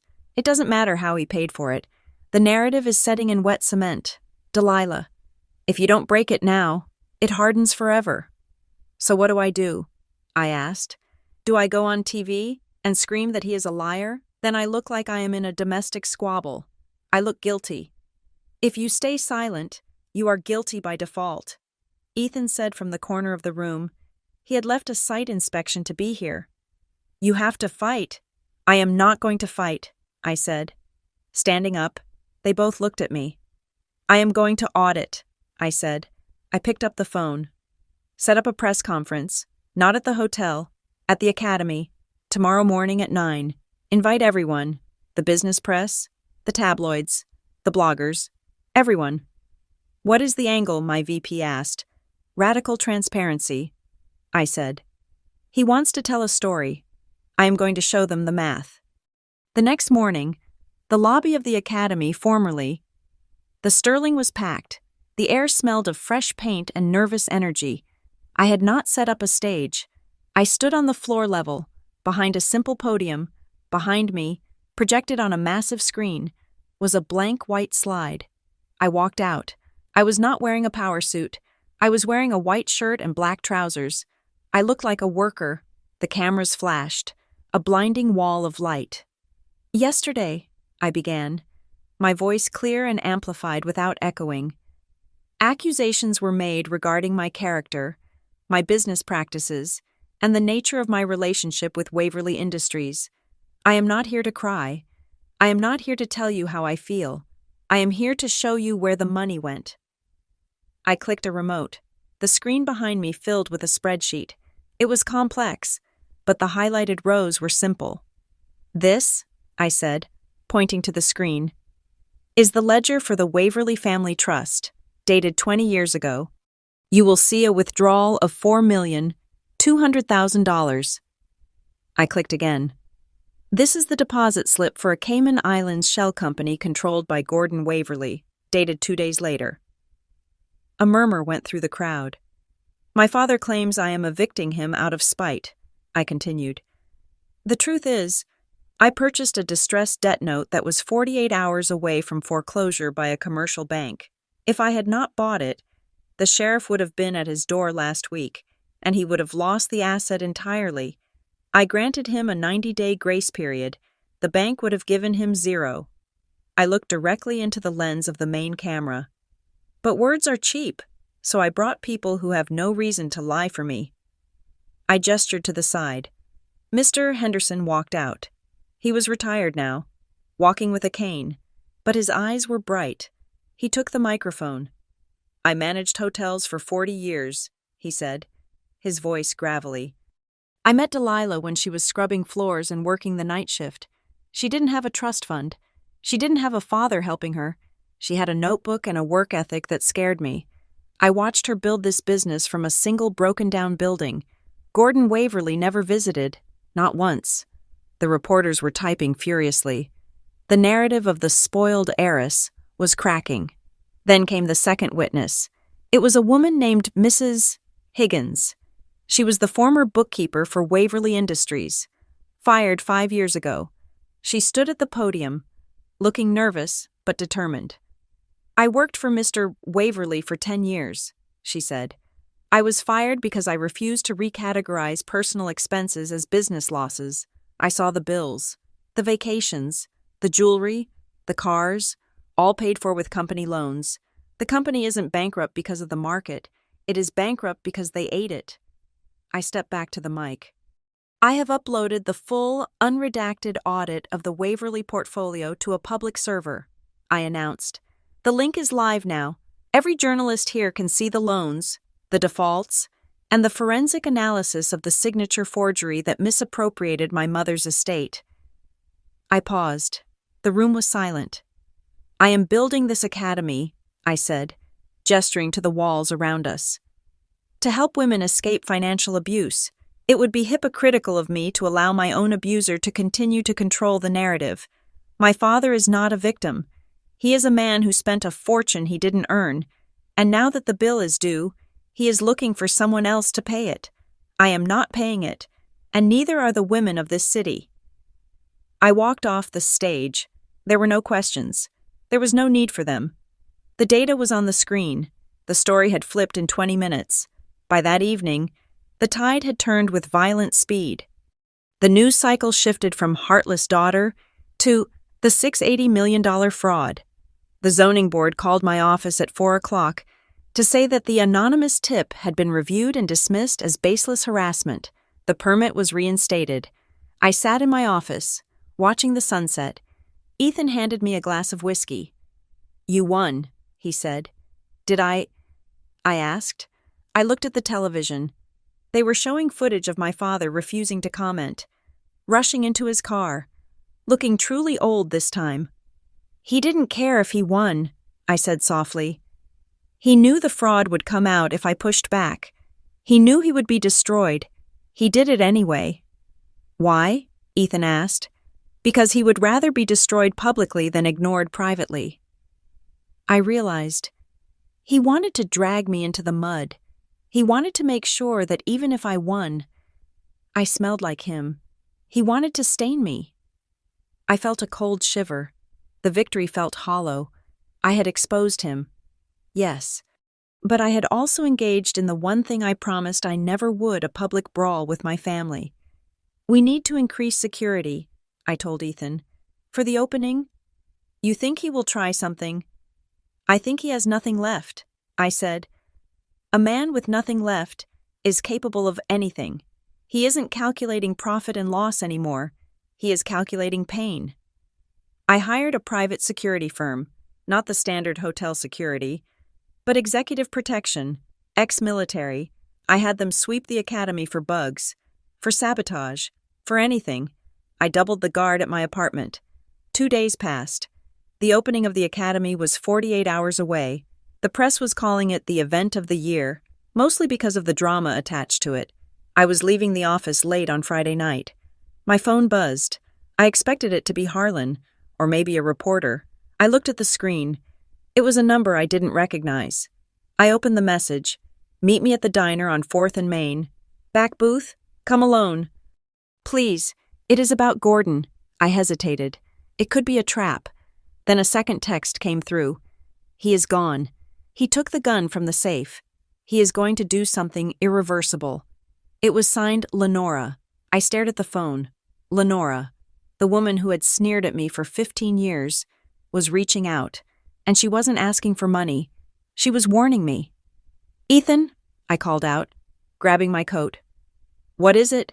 He asked, coming out of the bathroom. I have to go out, I said. I am coming with you, he stated. No, I said. This needs to be one-on-one. If she sees you, she might bolt. It is Lenora. Delilah, it is dangerous.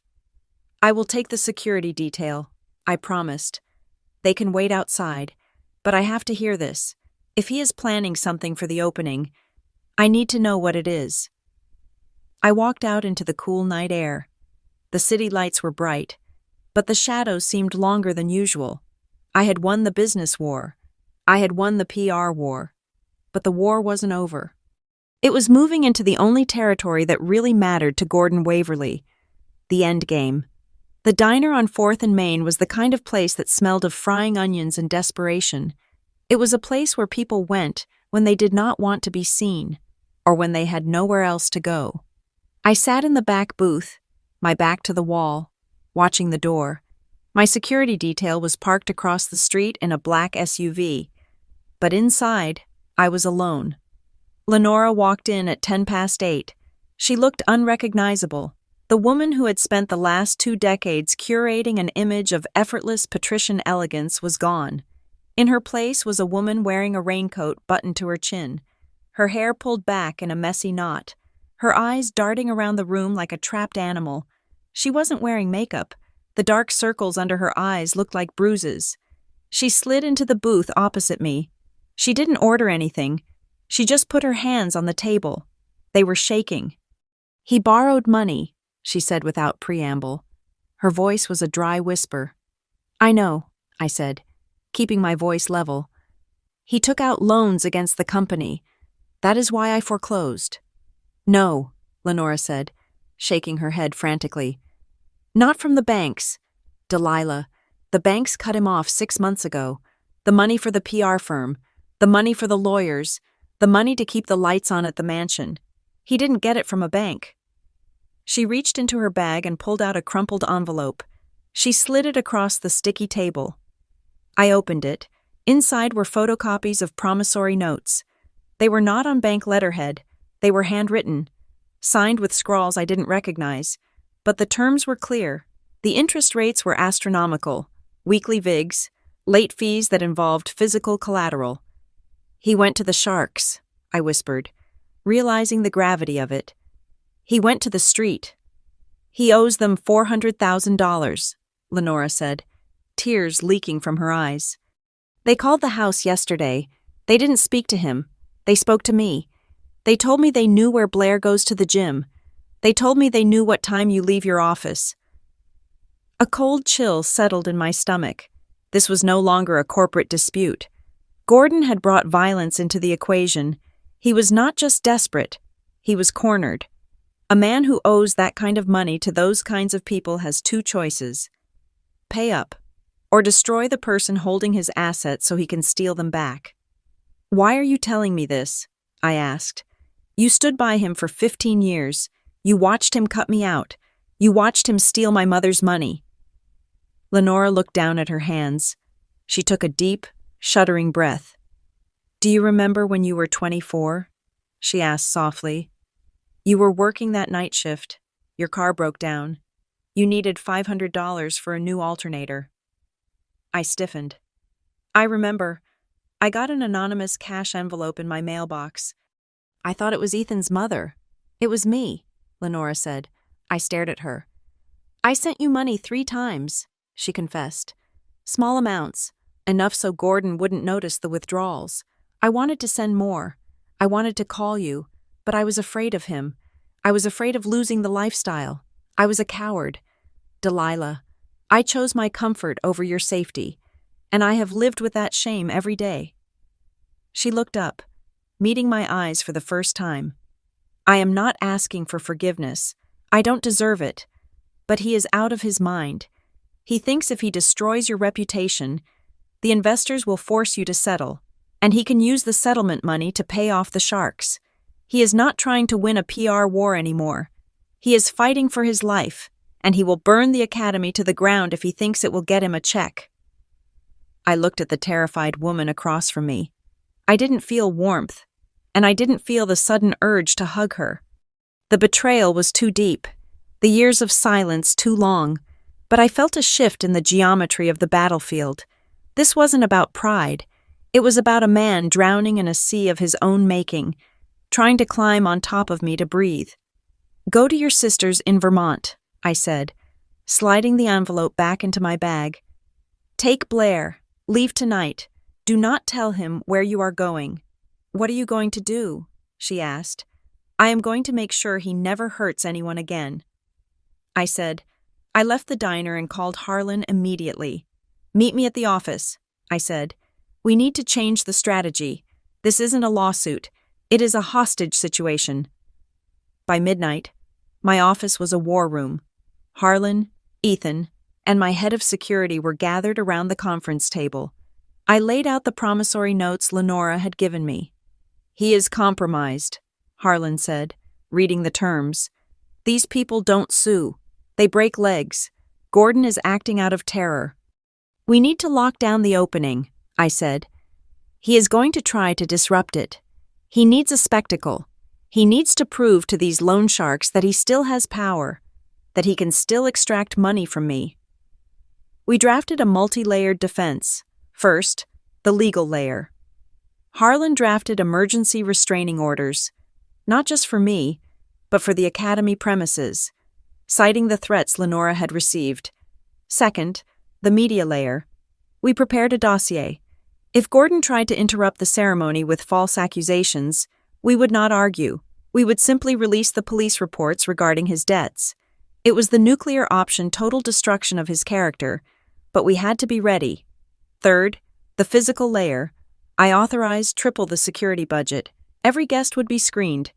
We hired off-duty police officers to patrol the perimeter, but the most important layer was the one I kept to myself. The realization that I wasn't just protecting a building. My phone rang at 2 a.m. It was Blair. "Delilah." Her voice was high, frantic, barely intelligible. "He is screaming. He is in the study, and he is screaming at the television." "Where are you?" I asked. "I am in the bathroom locked in," she sobbed. "Mom packed a bag. She says we are leaving, but Delilah, he isn't making sense. He is talking about you like you are the devil. He says he is going to reveal the truth tomorrow. He says he has documents that will shut you down forever." "He has nothing, Blair," I said soothingly. "He is hallucinating a victory because he cannot face the reality. He has a gun," she whispered. My hand froze on the phone. What? He took the revolver from the safe, she said. He put it in his briefcase. He said he needs protection for the meeting. What meeting? It is 3 a.m. Get out of the house, I commanded. Go out the window if you have to. Get in the car with your mother and drive. Do not stop until you cross the state line. I am scared, she cried. Be scared later, I said sharply. Be alive now. Go. I heard the fumble of the phone. Then the line went dead. I sat there in the silence of my high-rise office. The gun changed everything. He wasn't just a desperate debtor. He was an armed, unstable man who blamed me for the collapse of his universe. I looked at the brochure for the Hughes Academy on my desk. The cover featured the face of a woman I had met at a shelter 3 months ago. She had been beaten by her husband for years because she had no financial independence. She was waiting for us to open. There were 50 women like her on the waiting list for the first semester. If Gordon Waverly stormed that stage tomorrow screaming, waving a gun, or even just spreading more toxic lies, he wouldn't just hurt me. He would traumatize the very people I was trying to save. He would turn their sanctuary into another place of violence. He would make the academy radioactively toxic. No donor would touch it. No woman would feel safe there. He was willing to sacrifice 50 innocent women to save his own skin. That was the moment the last ember of pity I held for him died. Harlan, I said, turning to the lawyer who was dozing in the corner chair. He opened his eyes instantly. Yes. The strategy where we just block him, it is not enough, I said. We can't just play defense. If he shows up tomorrow, even if we stop him at the door, the story becomes Delilah's crazy father causes scene. The focus shifts to the drama. The academy becomes a sideshow. What are you proposing? Harlan asked. We need to preempt him, I said. We need to take him off the board before the game starts. You want to have him arrested? Ethan asked. On what grounds? We have evidence of past fraud, but the police won't kick down his door tonight for a white-collar crime from 20 years ago. Not for the fraud, I said. For the threat, Lenora is willing to testify about the loan sharks. Blair will testify about the gun and the mental state. We can file for an emergency involuntary psychiatric hold, a 5150. Harlan sat up straight. That is aggressive, Delilah. If you do that, you are declaring him incompetent. You are stripping him of his agency. If you are wrong, he will sue you for false imprisonment and he will win. I am not wrong, I said. He is armed. He is hallucinating. He is a danger to himself and others. If we let him walk into that opening tomorrow, whatever happens is on my hands. My assistant walked in then, holding a tablet. Ms. Hughes, she said, her voice nervous. We just picked up chatter on the social channels. A press release just went out from a throwaway email address. It says, The Truth About Delilah Hughes, A Father's Revelation, Press Conference, tomorrow, 10 a.m., outside the Hughes Academy. He is doing it, I said. He is calling the press to the sidewalk right as we cut the ribbon. He wants a confrontation, Harlan said. He wants you to come out and argue with him. He wants the cameras to see you screaming at your elderly father. He wants a show, I said. I am not going to give him one. I stood up and walked to the window. The city was beginning to wake up.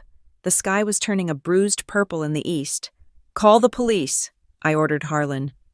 Give them Lenora's statement. Give them the text from Blair about the gun. Tell them Gordon Waverly is armed and mentally unstable and has threatened a public shooting at a gathering of domestic violence survivors. We are not filing a lawsuit. We are calling in a threat assessment. This is the end, Delilah, Harlan said quietly. If you do this, there is no coming back. You are sending the police to your father's house. You are branding him a lunatic. I turned back to them. I thought of the empty chairs at my wedding. I thought of the text message calling me a disgrace. I thought of the signature he forged while my mother lay dying. And I thought of the women waiting for the doors of the academy to open, women who needed safety, not drama. He called my wedding a disgrace, I said, my voice cold and final. He tried to steal my company. He tried to ruin my name, but threatening my students, that is where the line is drawn. I looked Harlan dead in the eye. Make the call. Tomorrow. It ends. No half measures. The morning of the opening of the Hughes Academy was bright, crisp, and terrifyingly loud. The street outside the renovated building, the structure I had once scrubbed on my hands and knees, was a circus. There were satellite trucks from every major news network. There were paparazzi who usually chased movie stars, now chasing a real estate story. They were not here for the philanthropy. They were here because they smelled blood. They were here for the finale of the Waverly versus Hughes war. I stood backstage, watching the feed on a monitor. The crowd was dense. In the front row, I saw the city council members who had tried to block my permits just 48 hours ago. Now, they were smiling, ready to take credit for supporting women. It was a nauseating display of hypocrisy, but I did not care. I needed their stamps, not their souls. Then I saw him. Gordon Waverly had arrived. He was standing near the press pit, flanked by two lawyers I did not recognize. He looked like a ghost of the man who had terrified me for 2 decades. His suit hung loosely on his frame. His face was gray, but his eyes were burning with that familiar, manic need for control. He was holding a microphone that was connected to a portable speaker system his team had set up on the sidewalk. He was preparing to hijack my event. He was preparing to tell the world that I was a fraud, a thief, and an ungrateful daughter. My security chief, a massive man named Corbin, touched his earpiece. "Target is stationary at the perimeter," Corbin said. "Police are watching him. Do you want us to remove him?" "No," I said, adjusting the lapel of my white blazer. "If you drag him away, he becomes a martyr. Let him stay. Let him watch." I walked out onto the stage. The applause was polite but tense. The flashbulbs erupted like a strobe light storm. I stood at the podium, looking out at the sea of faces. I saw the women, the first class of students sitting in the reserved section. They looked scared. They saw the cameras and the angry man on the sidewalk, and they were wondering if they had made a mistake coming here. I had to fix this, immediately. I did not start with the prepared speech about empowerment. I went off script. "Before we cut the ribbon," I said, my voice echoing down the block, "we need to address the noise." I pointed directly at my father. The cameras swung around to follow my finger. Gordon straightened up, thinking this was his moment. He raised his own microphone. "Delilah," he shouted, his voice tinny and weak over the distance. "Tell them the truth. Tell them how you stole this family's legacy." The crowd gasped. The reporters thrust their microphones forward, eager for the fight. "I intend to," I said calmly. I signaled the audiovisual team. The massive screen behind me, intended to show architectural renderings, turned black. Then, a single document appeared. It was a legal filing. Supreme Court of the State of New York. "Yesterday afternoon," I said, speaking clearly and slowly, "an emergency injunction was granted regarding the assets and intellectual property of the former Waverly Industries. As the sole creditor and owner of the debt, I have restructured the entity." I looked at Gordon. "You are holding a press conference, Father, claiming to speak for the family, claiming to defend the Waverly name, but you seem to have forgotten the terms of the default." I clicked the remote. The screen zoomed in on a highlighted clause. "This is the brand conservatorship clause," I explained to the hushed crowd. "As of midnight last night, the name Waverly as a commercial or public entity is the sole property of Hughes Meridian. Any individual attempting to use that name to solicit funds, issue press releases, or represent the estate without written authorization from the owner me is in immediate violation of a federal cease and desist order. Furthermore, any damages caused to the brand by such unauthorized representation triggers an immediate liquidation of personal assets to cover the liability." Gordon lowered his microphone. He looked at his lawyers. They were whispering frantically to him. They knew what I had done. I hadn't just sued him. I had legally gagged him by making his speech expensive. Every word he spoke into that microphone was now costing him money he did not have. "But we are not done with the truth," I continued. I clicked the remote again. The screen changed. It showed the audit trail. the timeline of the anonymous tips that had tried to shut down the academy, the IP addresses, the payments to the PR firm, and finally, the forensic report on the forged signature from 20 years ago. For weeks, accusations have been made that this academy is a sham, I said, that I am a ruthless predator. The documents behind me prove that every single regulatory complaint, every smear story, and every legal hurdle was manufactured by one source, a source who borrowed money from dangerous criminals to fund a campaign of lies against his own daughter. The crowd turned on him. The mood shifted instantly from curiosity to disgust. I saw the reporters lower their cameras, not wanting to give him any more airtime. Gordon stood there, alone on the sidewalk. He looked small. He looked defeated. The gun in his briefcase, the anger in his heart, none of it mattered against the sheer, crushing weight of the evidence. I stepped out from behind the podium. I walked to the edge of the stage. I was 10 feet above him, looking down. 15 years ago, I said, my voice dropping to a register that was intimate yet amplified enough for the world to hear. You sent me a text message on my wedding day. You told me not to expect you. You told me I had disgraced the family. Gordon looked up at me. His eyes were watery. He opened his mouth to speak, but no sound came out. I carried that word for a long time, I said. I let it drive me. I let it haunt me. But today, I am giving it back to you. I took a deep breath. A disgrace is not a daughter who marries for love. A disgrace is not a woman who builds her own fortune. A disgrace is a man who steals from his dying wife and tries to destroy his child to cover his own failures. You called my wedding a disgrace.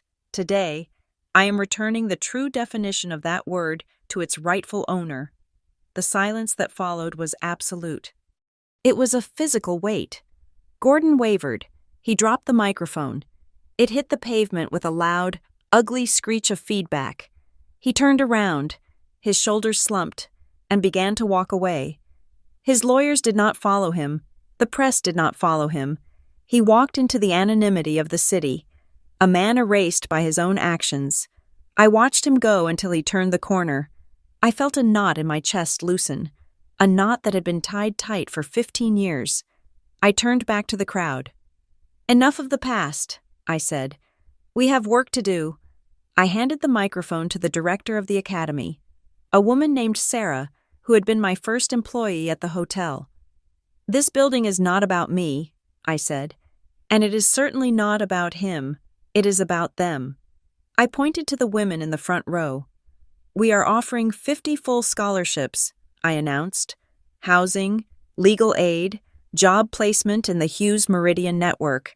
We are not just giving charity, we are giving power. We are teaching women that they never have to stay at a table where respect is not on the menu. The applause that broke out then was different. It was real. It was thunderous.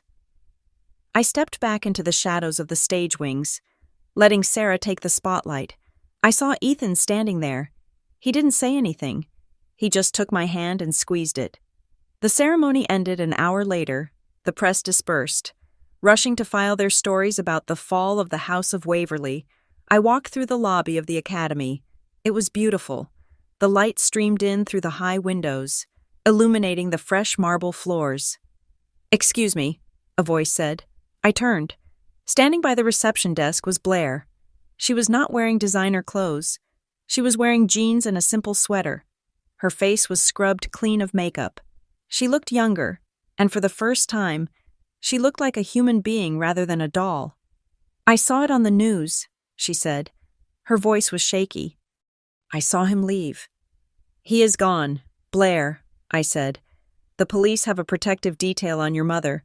He won't get near you." "I don't have anywhere to go," she admitted. She didn't say it with a whine.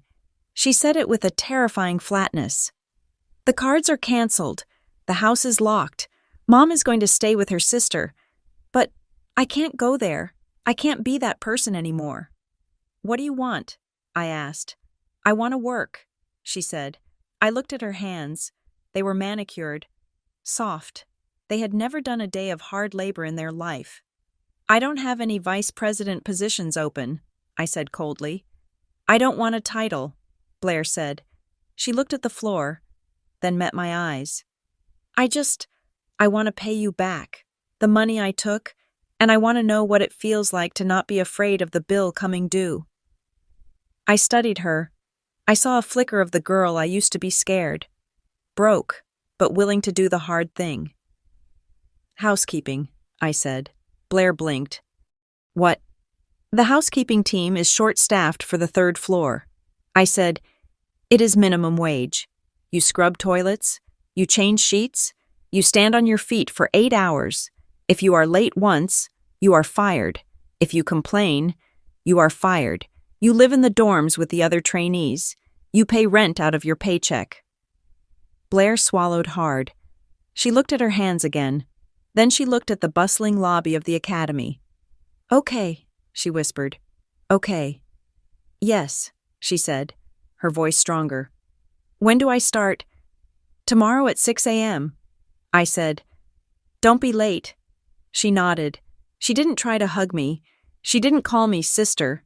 She turned and walked toward the service elevator. She was starting at the bottom, exactly where I had. It was the only kindness I could offer her, the dignity of earning her own way. I walked to the center of the lobby. The guests were gone. The staff was cleaning up. I stood on the spot where, years ago, I had decided to buy this building with Ethan's inheritance. My phone buzzed. It was a text from Lenora. Thank you for saving us. We won't bother you again. I didn't reply. I deleted the thread. There would be no Sunday dinners. There would be no fake reunions. The boundary was drawn in concrete. I had saved them from Gordon, but I had not saved them for myself. I had done it to close the book. I looked at my reflection in the glass of the front doors. I saw a woman in a white blazer, 41 years old, standing in an empire she built with her own 2 hands. I looked for the anger that had fueled me for so long. I looked for the need for revenge. It was gone. I realized then that the victory wasn't seeing my father defeated on the sidewalk. It wasn't the $680 million. It wasn't even the applause. The victory was that I no longer needed them to tell me who I was. I pushed open the doors and walked out into the city. The sun was setting, painting the sky in shades of gold and violet. I took a deep breath of the cool air. I was Delilah Hughes, and for the first time in my life, that was enough. Thank you so much for listening to this story. I would love to know where you are tuning in from. Are you listening while driving to work in London, cooking dinner in Texas, or maybe relaxing in a cafe in Tokyo? Please let me know in the comments below.